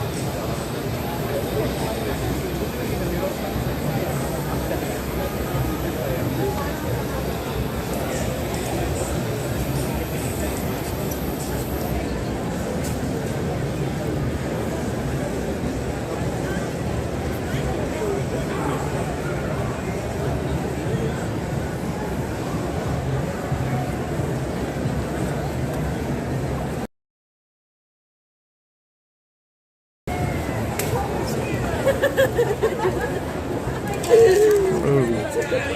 Look, black and whites, these are great.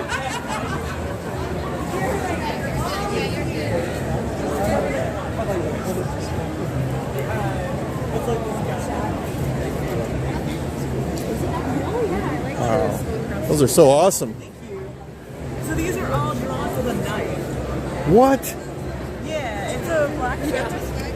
And I carve it away, and this white is underneath it. Oh my! You carve the blackout basically. Yeah, exactly. That's amazing. Thank you.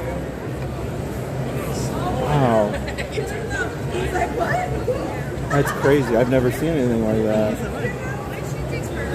I saw this one artist who did all these drawings with colored pencil. Okay.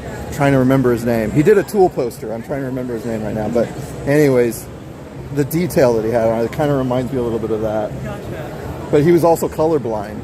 Oh, wow. Yeah, yeah. That was, yeah. Yeah. Wow, there's a lot of detail in that. Okay. I'll take one of your cards. Thank you. Yeah, I post like time lapses on TikTok and stuff like that. Oh, you do? Yeah. Okay, cool. Yeah, that one's amazing. Thank you. Oh my god. Do you like do you go to some of the houses or whatever, or is this just from memory or? I think too, but that is my next project is to do landmarks, so I will actually be going to go to landmarks as well. That's cool. All right, thank you so much. Check out her purses too. Look, the Babadook, the Halloween house right here. I know, we have to text it to her because they're going to have her. Yeah, Oh, no, she's done. that's her card right there, and her socials. Awesome. Yeah, it's good seeing you too. Yeah.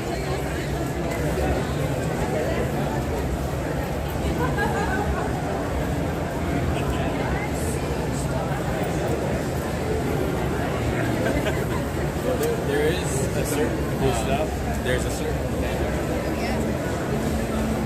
Yeah, Jack was really cool.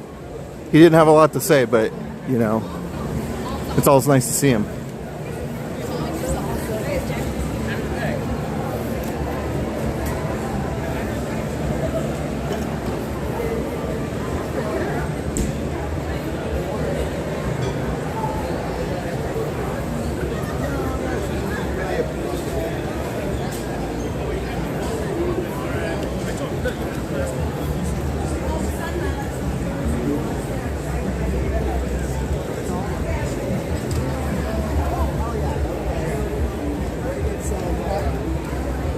haven't seen these ones. These are cool. It's the last one that came with Oh, hell yeah. It's horrible. I just introduced her to critters. I love the so second she's one a like- lot. Yeah, she's super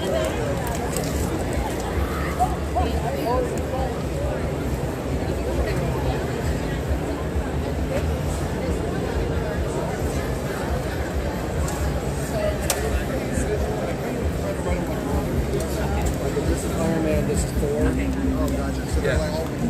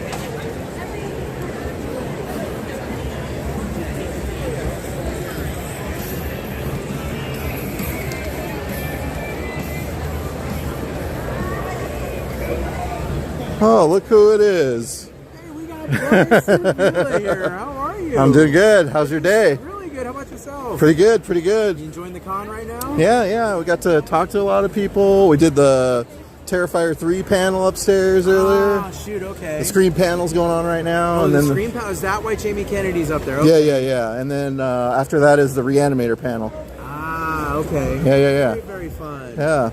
You having a good time so far? Absolutely, man. Did you get any autographs? Did you meet any celebrities? Scott Ian. We got Scott Ian. Got to hang out with Scott Ian for a little bit. Yeah, talk to him. With Scott Ian? Yeah. No way. Yeah. Oh, man. Yeah. He's got right now he's got a Cliff Burton shirt on. Okay. So he was like, he saw my shirt. He's like, I've never seen that one before. So then I was like, well, actually, I was going to ask you about your shirt. Right? So it's Cliff Burton, and it says pancakes on there. And it's like a thing of pancakes at the bottom. And I was like, well, what's that all about? He's like, well, back, when they were, he was still alive, they had like, what do you say before the solo comes on? And they asked Cliff Burton, and he's like, I don't know, pancakes? So that's like a running joke between the bands now. What do you so pancakes before the solo? I had no clue. Yeah. Never heard that before. So now I know. Now we're in the know. Yeah. I'm loving the shirt. Alice in Chains. Right. That is perfect. Alice in Wonderland. Wow. That's a fun. I've seen a lot of fun shirts like that. Just like the cross between whatever horror movies and music, like Iron Maiden over here. Yeah. Oh, they got Maiden shirts? Let's see what they got. Oh, okay. Oh, Iron Empire. Oh, yes. The Emperor, yeah. Iron Empire. Cocaine Wookiee. Yeah. Wow. Tales from... funny, huh? Yeah. Look at that, Star Wars fans. Maybe ask one of the cast members if Gabby will survive in T4, right? Terrifier 4 guys. Oh, yeah. They were talking about it. They were all talking about their death scenes. Although hers wasn't a death scene, obviously. Interesting. Yeah. How long's the screen? Has it been going on for a while, or did it just start? Or? It started at 3. Yeah, 3. So they're probably close to wrapping up. What time is it right now? It's almost 4. Yeah, it goes till 4. Yeah. What time's the Terrifier panel? That one's just finished at 3. They already did finish. Yeah. Okay. The Re-Animator one is next. Re-Animator's next. Yeah. Gotcha. Okay. Yeah. Got it. Yeah, I just been kind of walking up and down this floor, and then got to see some of the celebrity. I didn't get anything, but I just got close. We had some people that wanted to see some celebrities here. Yeah, did you go over to the Elvira one on the other side? Yeah, I did. I walked over there. I was like, forget it. Yeah. Is she like hidden? Like, where is she? Is she on the other side of the curtain? I don't know. I was curious how she's gonna do that. Well, it's she's supposed. not taking photos today. Yeah, I don't know if they're doing selfies, but not the VIP. Yeah, the professional. Yeah, but yeah, what's her name was there? Or what's his name? Joe Bernthal or whatever. Yeah, John Bernthal. Yeah, he was there. Yeah, people were asking about him in the chat too. So. And then I got a little close-ups of him. On the far right was the gal that was in Grindhouse, and she was in The Sandlot, Wendy Peppercorn, if you remember. Right, yeah. And then I couldn't tell who was on the other side. Roger Jackson. The voice. He was on one side. And then, who else was over there? Far down, I couldn't tell. I was like, let's get out of here. Jigsaw, what's his name? Oh, Tobin. Yeah, Tobin. Tobin Bell. Yeah, Tobin Bell was there. And then the gal, the other, his partner in crime. Oh, I always forget. Yeah. I forget her name too, but yeah, it's been a good concert. Yeah, this is the one. If you want to get like a lot of autographs, I think this is the one to go to. Right? This one and Monsterpalooza, I think, are the two. Yeah. Yeah. I'm not sure how much more I have left. I think I have like a few more rows, I think. Yeah. Uh-oh. We gotta watch out for that guy. I've seen everything. Wow, look at this. Watch out. Uh-oh. Oh, wait. Whoa. What's going on? There's always so much good at cosplay at these events. With scissors. Very fun. Yeah. You got anything? Is you getting any good grabs today, or are you just kind of window shopping? Just right now so far. I just got the picture with Scott Ian, and he signed it for us, so that was cool. Got one for my buddy who couldn't be here, so yeah, he'll be excited to get that. So nice. But not too much. What about you? Did you get anything? Just cruising up and down. Got my eye on a few little things, but I know. I buy so much stuff. And I know, right? It just where accumulate so much things at home. Where's that going to fit into my weekly wardrobe? Exactly. Yeah. or is it going to end up in a drawer? Is this a giveaway? Right. Yeah. Exactly. That's the other thing, right? Is this going to be a giveaway? I mean, gosh, you got plenty of ideas right here for giveaways. So yeah. But I highly recommend coming here. It's awesome, man. Definitely. Very cool. How long are you staying tonight? I think I'm going to do I'm probably going to do the Re-Animator panel, come back down and see who's left on the autographs. Cool. So usually a lot of them come back down or they stay, so you're not in that line and you can at least say bye or whatever, and you don't feel like the pressure to buy. Yeah. How's your signal been for you today? It's been okay? Here it comes and goes. Up in there, it was good, and then it went down, and then it went back up. See, I want to go see a panel, but I'm afraid it's just going to cut, because when I went through one of that haunted house they had here, earlier in the day, I had some really bad lag in there. Then I just went a while ago, and it was fine. So You just never know with these buildings. Yeah, I think like I should have done it. I should have put it down to 720, and maybe that would have given See, it. that's what I've done. Okay, I'm on 1080, so I've kind of learned from previous times is you got to drop down the quality. yeah. Just to get a decent stream going. So. Yeah. Oh, we talked to Vamp for a while. She's great. Oh, that's right. Vamp is here, huh? Yeah, she's in the corner. I told her, I saw her, and she's like, I'm like, hey, you were here in the corner again last time, and she's like, yeah, they put me in the corner. I'm all, well, we know where to find you though. Yeah, there you go. So, yeah. Very cool.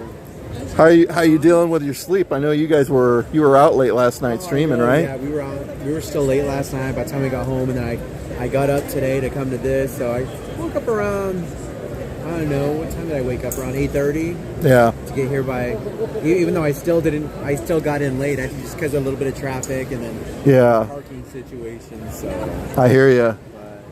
But I'm doing all right. So far so good. Yeah, probably head in the park too after this. Oh, you're gonna hit the park? Wow. Call me crazy. Look at this. Wow. I don't know what that is. You just never know what you get here, guys. You don't know. Where are you headed to? I'm just walking up and down. Yeah, let's go walk it. We got Daryl Chin in the house. What's going on, Daryl Chin? Oh, look at that. That is, what's his name? Oh, yeah. Right on. Forget that character's name, but I know he's missing his motorcycle. Yeah. The Punisher, right? No. Punisher. I'm thinking of the other one. It's the one, Nick Cage was it, right? I can't remember the name of that character. What's up, Sage Rodriguez?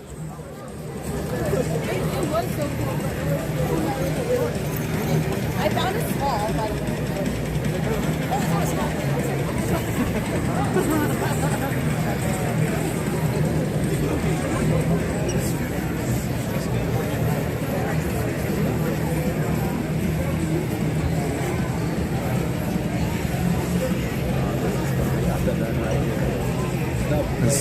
Santanico Pandemonium. Or Selma Hayek if you don't know. But if you know, you know.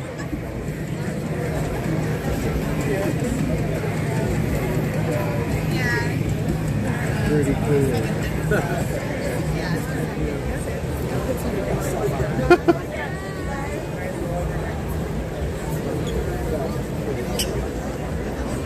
Do you want a different sticker than Harley?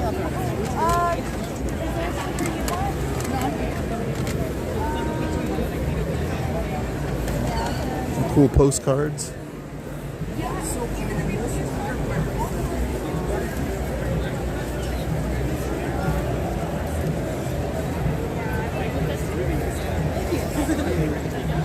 Yes, it is Selma Hayek.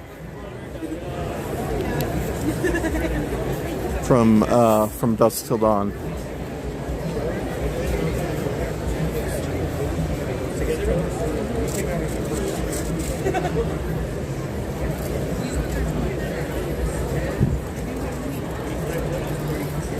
Let's see what pins they got here.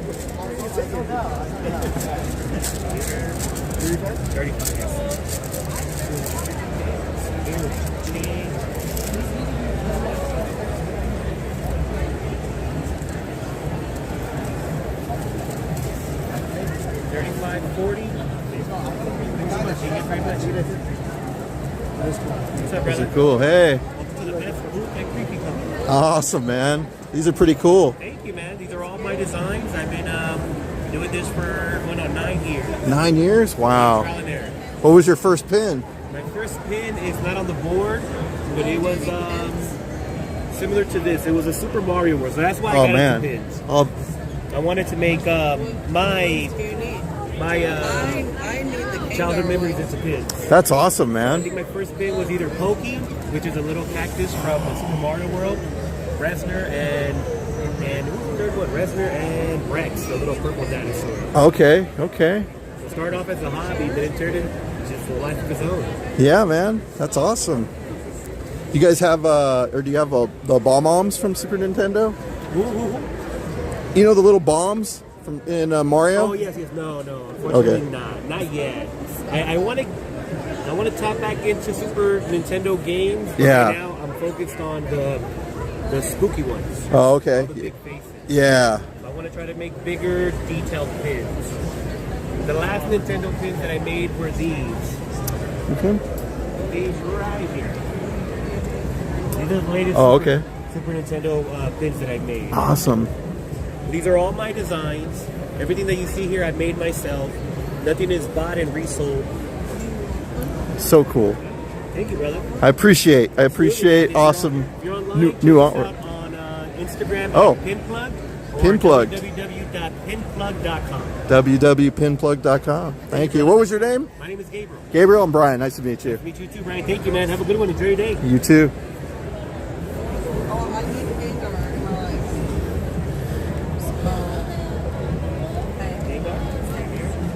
Pins are 1 for 10 or 3 for 20. Just the one, right? That's some pretty good artwork. I dig on that.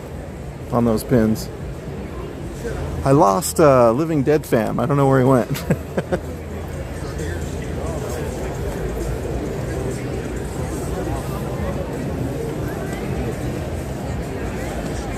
I know. I had to stop collecting pins because as much as I love pins, I don't like wear them all the time. And like if you're walking around with them on your lanyard or whatever, you're like a sergeant with like medals on.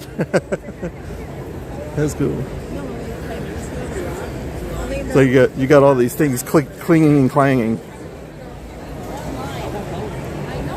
I'm down to every end and be like, oh, it's not that bad.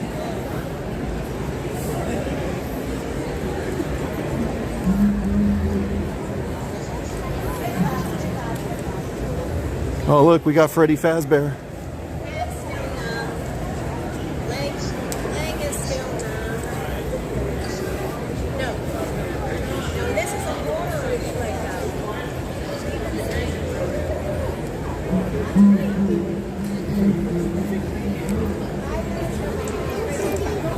He's got a fan in the back. Check it out. Let's go this way. Can't get around it. Here we go. Look.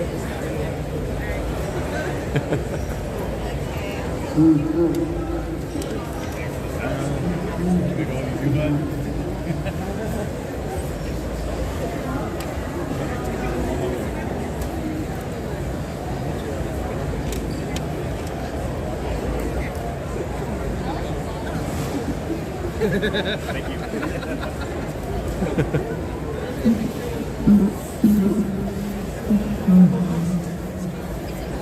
Ready? 3, 2. Oops, excuse me.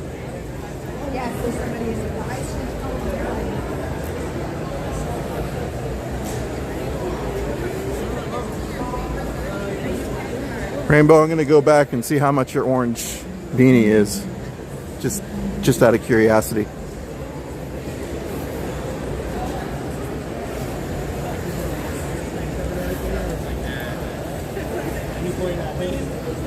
Oh, what's up, Raz? Nice to see you back here.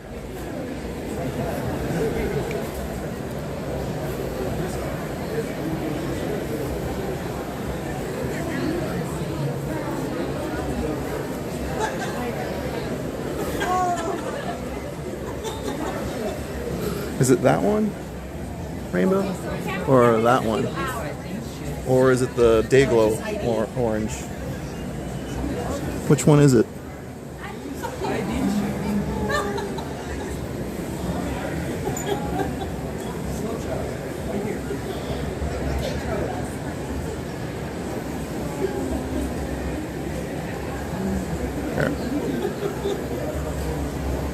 Hold on.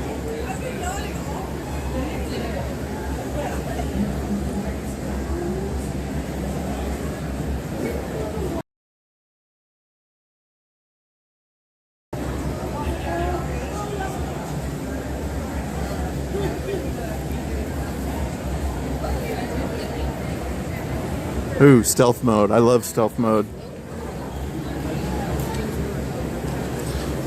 It's when you're taking your break, but you're not telling anyone.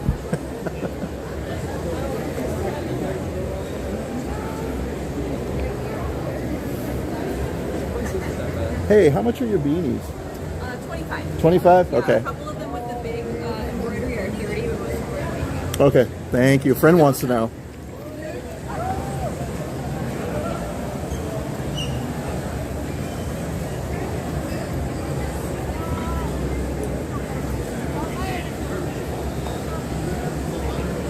I think that's the same one, the orange one. I think that's the same one that that Rainbow was talking about. She said the big embroidery ones are 30, but the rest of them are 25. I'm not sure exactly what she meant by that, but just an FYI.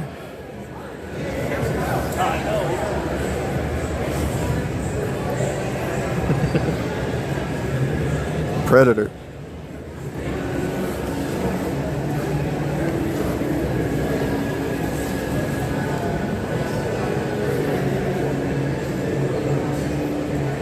Oh, nice costume.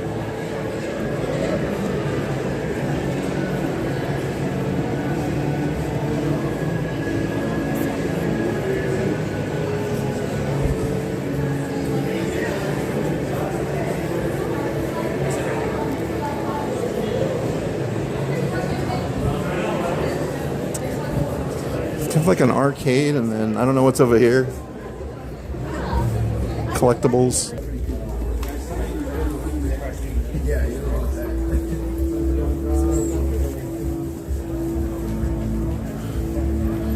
It's everything. Which one? Which one? Rainbow? Hold on. I took a picture, so we can find out.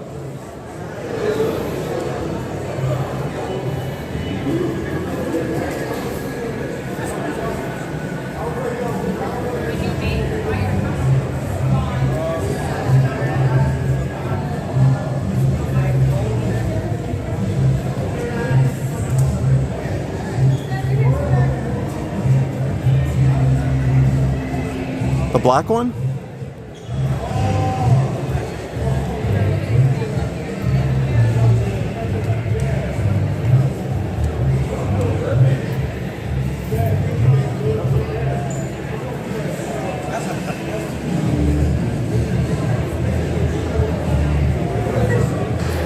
I'm guessing that's the one you're talking about.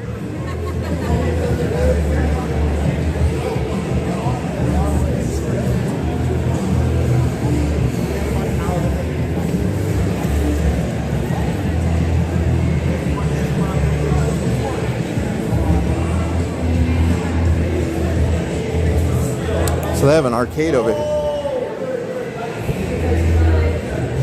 Let's go back in here for a sec. Arts Sideshow.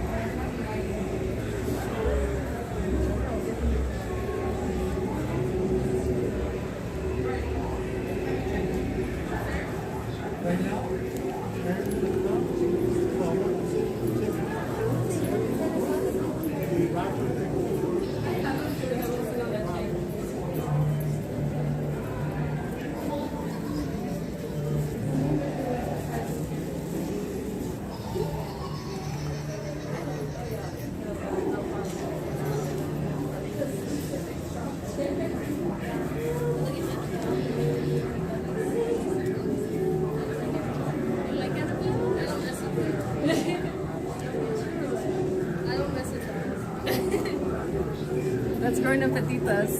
You got David and Michael.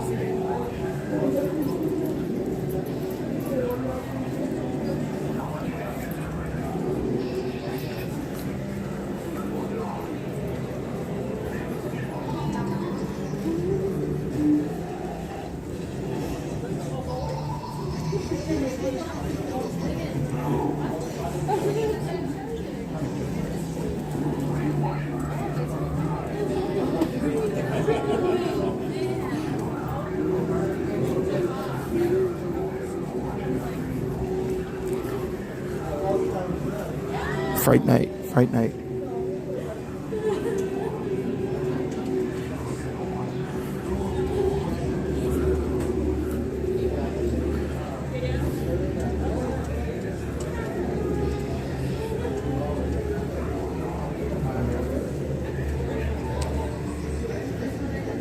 They're only noodles, Michael.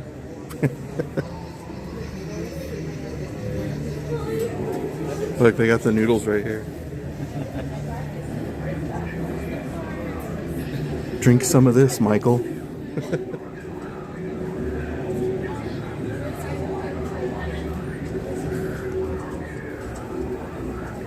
I don't know. That's supposed to be Michael. I'm just not. Nah.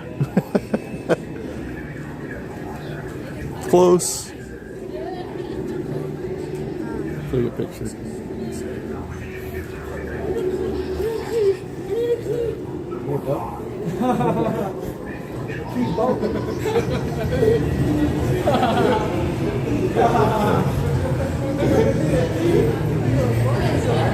Oh, the crow's here. Oh, sorry. Yeah, the crow. And the penguin.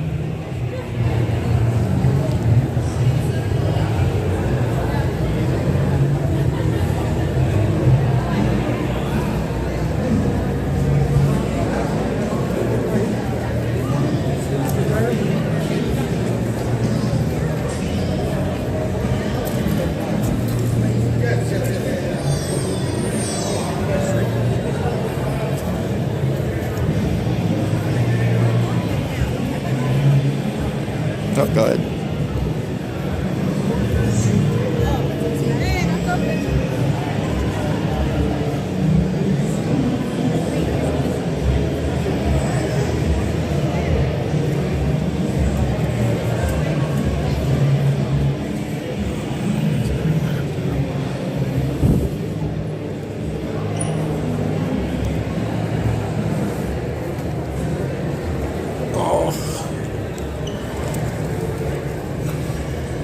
Guess we're gonna go upstairs and try and catch the Re-Animator panel with all the big stars.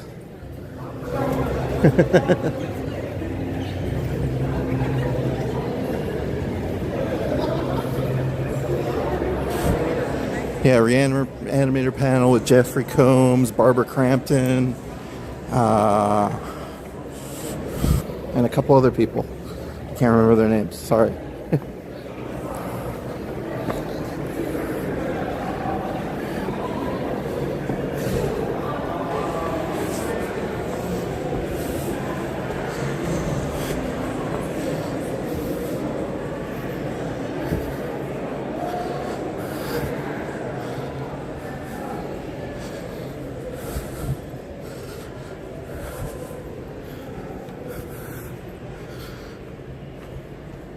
Hello. Are they letting us in yet for the Re-Animator one? Yes. Thank you.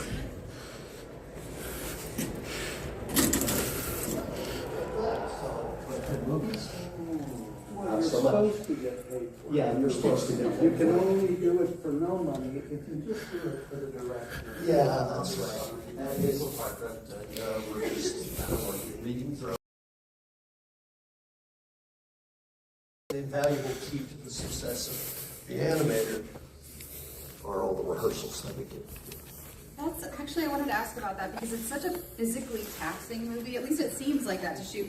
It has fight scenes, nude fight scenes, David Gale's in a straitjacket, Robert Sampson's tucked under a table. Did you all know going in that there would be so much physicality to all your parts? And how was that to deal with day to day shooting? Well, it was very tiring in a way because Stuart would never stop filming. So on a regular film set, you know, you have a certain amount of hours per day and then you get an hour for lunch. But that didn't matter to Stuart. So whatever the day was, many, many days we went 4 hours over, 5 hours over.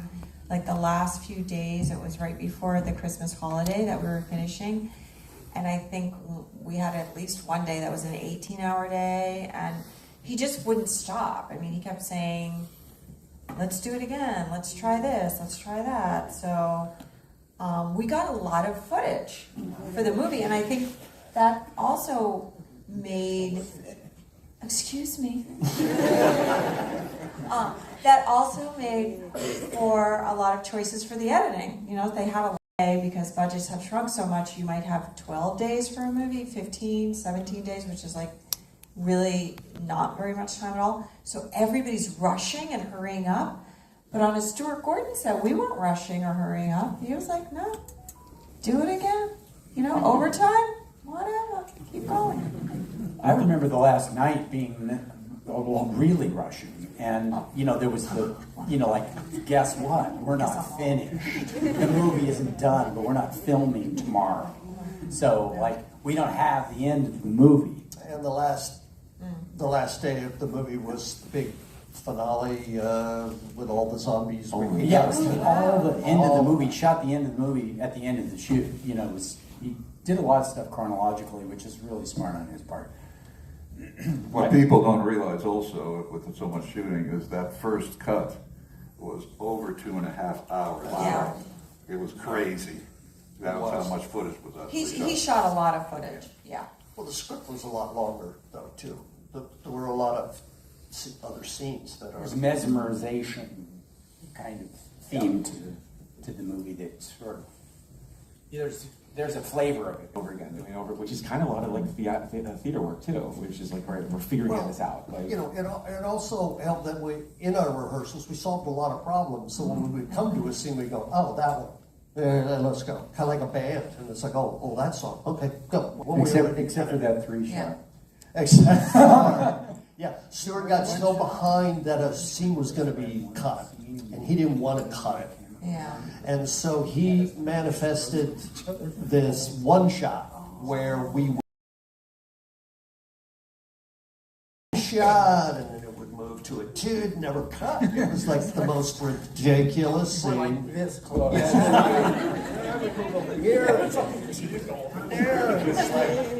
This isn't motivated. You're covering him up. Move to the right. So that's not in the movie. But I think also the movie was further refined in the editing process. Absolutely. Because a lot of people ask us, did you know that you were making something so funny? And maybe a little bit, but I think it was really refined by, you know, one of our distributors was Charlie Band, and his father, Albert Band, was, I mean, you know, the movie feels very operatic and very kind of over the top. But at the same time, it's grounded in some real feelings and real emotional foundations. And so that needed people coming in and, you know, giving their 2 cents about it and really honing that in. And I don't know how long the editing process took, but there was, you could speak about that, Brian. Well, it took about 8 weeks, but I think this gentleman, Rick Band, our composer, it really was responsible for getting the comedic tone clearer on it, and I think you can speak to that. Right. No. Well, I mean, obviously a lot of us were involved, but before we mentioned that the original cut was like over 2.5 hours, and I remember sitting, just Stuart and I, watching the movie, that first cut, and Stuart liked to tell this story, or just the 2 of us looking, and he kept looking over to me, and I was very intent on looking at this. We're trying to get the vibe of the movie, and so every time he'd look over, and all of a sudden then he said, this is him recounting, he would look over, and my eyes would be closed, and he would say, yeah, he must be really concentrating on this. And then he'd look over again, and then he'd realize, like, I was not, it means nothing, but for the time it was just too over the top. And I said, there are elements of humor in here, subtle ones that should be exploited. And it took about... Was that I remember, and they wanted me to play it straight, and there's funny stuff in it.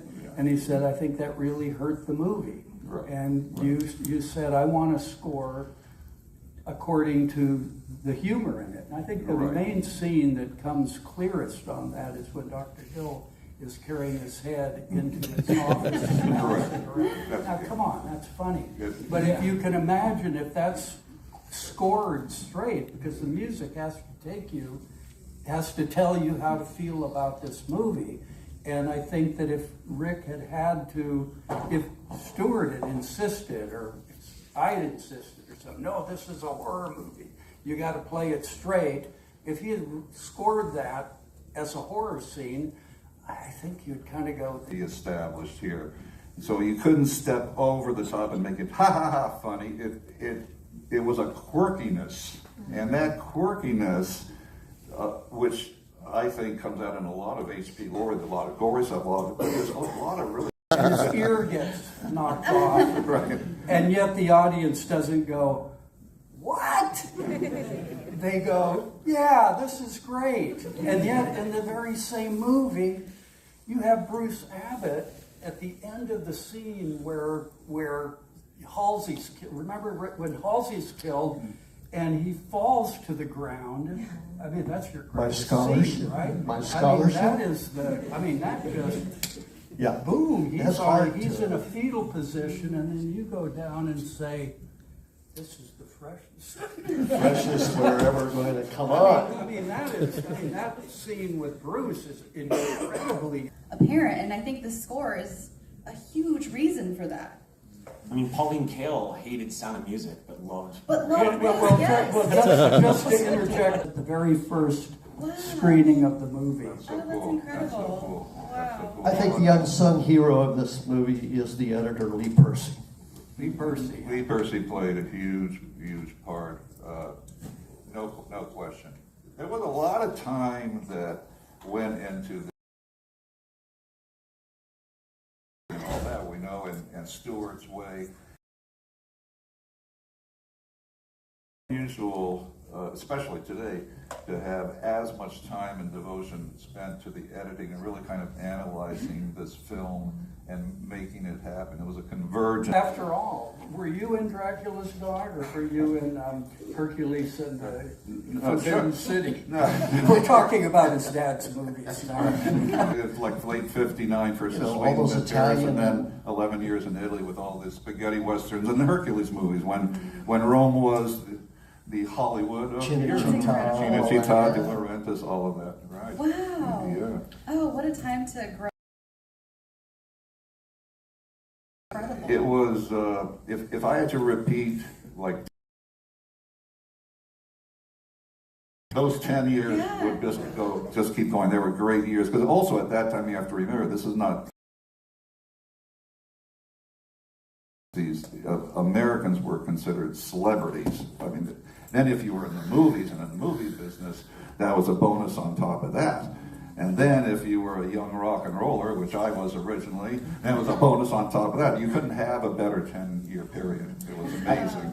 I wanted to the score, but I love about it is that, like, it's got this, but I want to do a riff on it, and it was like, and being able to kind of change it up, and like, you're like, all right, we're going to play the Doors, but we're going to do it a little bit more modernized. Or like, all right, I want to go play this Nirvana song, but it's going to sound a little bit more indie, like, and it feels like with this, it's like, well, I like Herman, and I'm going to start from there, and I'm just going to riff on it. And it's funny because it's, you know, there are a lot of covers that have come out in the past years, and I'm not saying this is a cover, but the point is that, like, I'll hear those in my head before I go back to this, and I'm like, wow, all right, so it does work in that sense way. But why did you land on that? Because I know you said it was intentional, but like, where? Yes, very intentional. Well,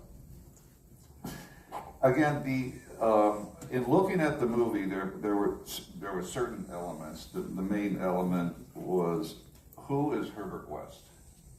Herbert West was like a genius, a maniac, and I'm thinking in terms of scores. You know, what sort of score would everybody identify with as being, you know, a true maniac, and what score would actually, what piece of music would do that? And everybody was used to Psycho, and all that. It's not his theme at all, but it's that vibe behind it. It's definitely Herman-esque, and I put that quirkiness. So the idea was I wanted something that everybody could identify with immediately. Give them, the audience, permission to sort of look at. So that was my intent. And as it turned out, unfortunately, my great quote, which was supposed to be in the end titles, which was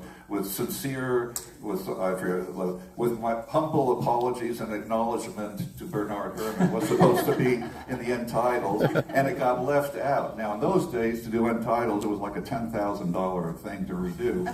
And I didn't have the money, and they didn't have the money, and so it got left out. It was corrected on CDs and LPs and all that, but it didn't make it into that final thing. So I got a little bit of ribbon, but so what? That's life. The Bernard Herrmann Society, all four of them were all very upset at the time. No, Doesn't see anything except the goal. And do you still find that to be true, or have you found there to be something different or more to Dr. West over the years? Well, I think Herbert West is kind of one of those characters that, in a way, we all back off, we all bat our eyes, or I'm sorry, oh yeah, you're right. I'm sorry, oops, I was wrong. And there's this sort of consistent, unapologetic, uncompromising focus to Herbert that is perhaps attractive or admirable by people. I mean, he just is relentless in his consistency. And no matter what happens, you're talking about when Dean Halsey is dead and he's in shock, and I go, freshest one we've had yet. It's like he sees the opportunity where the rest of us would run. And I just think that it's a fantasy, and we all want to have a little bit more of that. But so I think I think that's why that undying devotion to a cause. To a cause. So you put those two together, and there is something admirable about that, as well as and he gets ahead because he doesn't get distracted. It's all about the work, and everything else. Like, love. Let's get back to the lab. Whether or not the cat belongs to your roommate doesn't matter. The cat got his head stuck in a jar. It was just an accident. It got his head stuck in a jar. What am I supposed to do? The answer is experiment, now that I have a subject. Why get distracted by writing a note? Because what would a note say? Right, what would I say? Cat dead, details later. Barbara, I wanted to talk about Stuart, because something clicked, obviously, in the next year. You're the lead from Beyond. What was their initial relationship with him like, and how did that become this enduring thing for so many years? Where was the start there? Well, about that, every director is different. Some directors come on a set and they don't really talk to you very much, and you kind of do your thing, or they talk to the camera people a lot and they're more focused on the technical aspect. Frequently there was times when all of us would push back a little bit and say, well, I don't know about that. I kind of feel like this. And he would say, well, yeah, but I know you feel that way, but actually if you look at it like this, da, da, da. So he had a way of just bending you to his will in a way. And I say that with affection, but because when you're in a Stuart Gordon movie, you feel it. It's a Stuart Gordon movie. You can tell he has an energy, to all of his films, even though, some of them have different tones. He did do that on every level, in every part of the Not business. just with actors. And because I remember once we were developing a script, it was The Dentist, and we understand, they had specific things. And so I said, okay, I don't know, we may have to, how are we going to fix this? I went outside and we walked to our car, and Stuart said, well, I think this aspect, instead of talking about it, you do. Yeah. Did you guys see a movie that is up for an Oscar called The Brutalist? Yes. Yeah. There's only a couple of you? Okay, it's fantastic. It is. It's right. Come on. I think it's the best picture of the year. But so you heard it here. Go watch it. But the movie is about an uncompromising artist who lives in Budapest and comes to America after the war. And the whole movie is like his epic life and his journey of coming to America and what it was like for him. It's directed by an actor named Brady Corbet, who is an uncompromising director who made the movie he wanted. I feel like that was Stewart. Stewart was uncompromising, and he did have a way of talking you into his. That's very true. So there is, I mean, even though some of us balked at that at different times, there is an uncompromising, unique, sincere artist that was Stuart Gordon, that he had a vision of what he wanted to make, and that's what he did. And he wanted us to, you know, do what he asked us to do. So for the most part, we did. I think Stuart also brought something from the theater to film in this way. Film is passive, don't have a mutual participation. It's kind of washing over us, and it's not a group experience like theater is. You're in a theater, everyone has, I don't know, a sense of more freedom to laugh together, to respond to what's going on. And so Stuart was able, in his storytelling, he's a great storyteller, Stuart, he could bring those theater elements to film. And that's, I think, why Re-Animator is so successful, is that he brought that kind of participatory. Stuart loved to break the fourth wall. He loved to bust that thing from you're watching two characters to that moment where you turn to the person next to you and you go, I can't believe what I'm fucking watching right now. Can you? No, let's watch it. You know, there's something, you know, there was the passing of David Lynch recently, which was just another reason why this world is awful. But the thing is that with him is that there's so much singularity in his works. And what I've noticed while studying a lot of Gordon stuff, you all did something that I wish Hollywood would do more of, which is, I always call it the fish called Wanda, fierce creatures thing. Like, all right, we're going to do this, and we're going to do it with something different, and we're going to tell a different story in there. And it's the same magic, but the magic is the IP in the sense of, you know, to use today's language. And that's what I love about looking back on that work and that body of work, is that, like, you all had this, it's like your band, not, you know, no pun intended on your last name. And rather than being like, all right, let's just go back to the, I mean, I know there's Bride of Re-Animator, but like, there's not like, you know, 4 or 5 after that. Like, there's so many franchises that were happening at the point. It was like, no, we're gonna go to, you know, it's like, look at all the body of work here, and then like what you're talking about with like the multifaceted approach. And I'm wondering, like Brian, is that something that you saw early on? You're like, okay, I think there's something that's here. I think that's sort of, I know from my personal point of view, I always loved the Roger Corman Poe series, and I thought that I thought they were all part of a thought. For example, when Psycho came out, it was crazy, and I thought the sequel would be about another Psycho. I never thought it would be more Norman Bates. Yeah. And I think that with Re-Animator, the idea that then do From Beyond and then do Dagon, and then I think that for me, that was like the Corman Poe series. Yeah. But I think it happened organically. I think it was, you know, the title sequence of Re-Animator is directly inspired by Corman's Poe thing where he had poured the paint. Yeah. And because I remember seeing that when I was a kid and going, wow, the title sequence of the movie is the one place you can get away.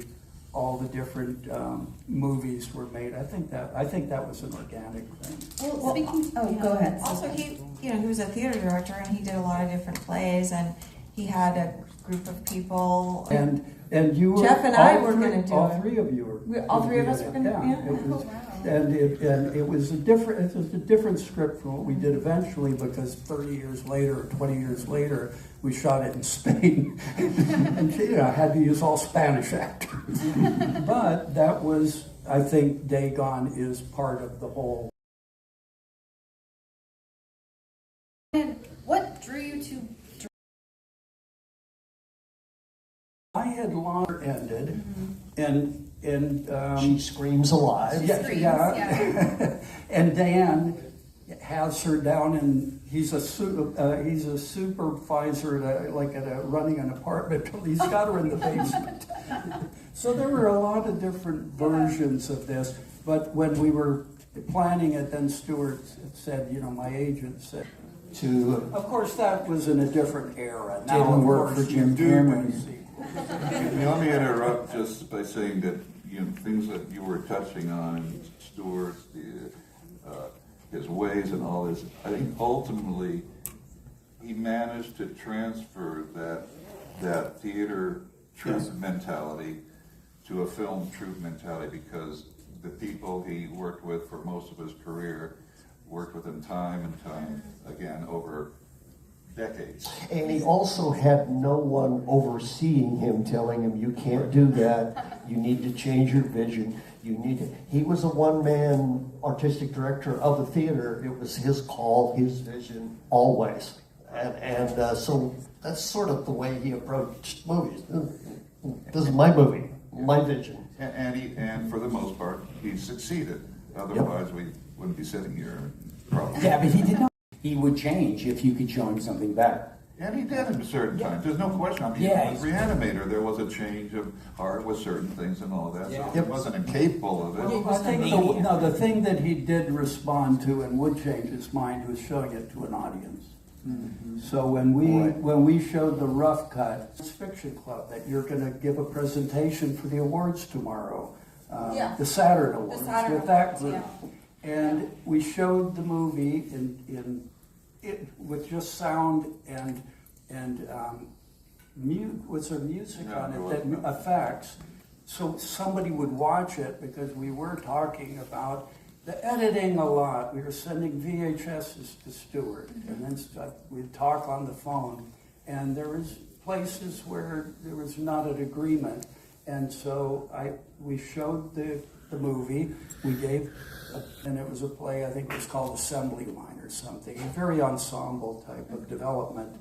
And it was, benches and a little stage, and put on the play, and then the audience, who obviously were used to doing this, they were subscribers.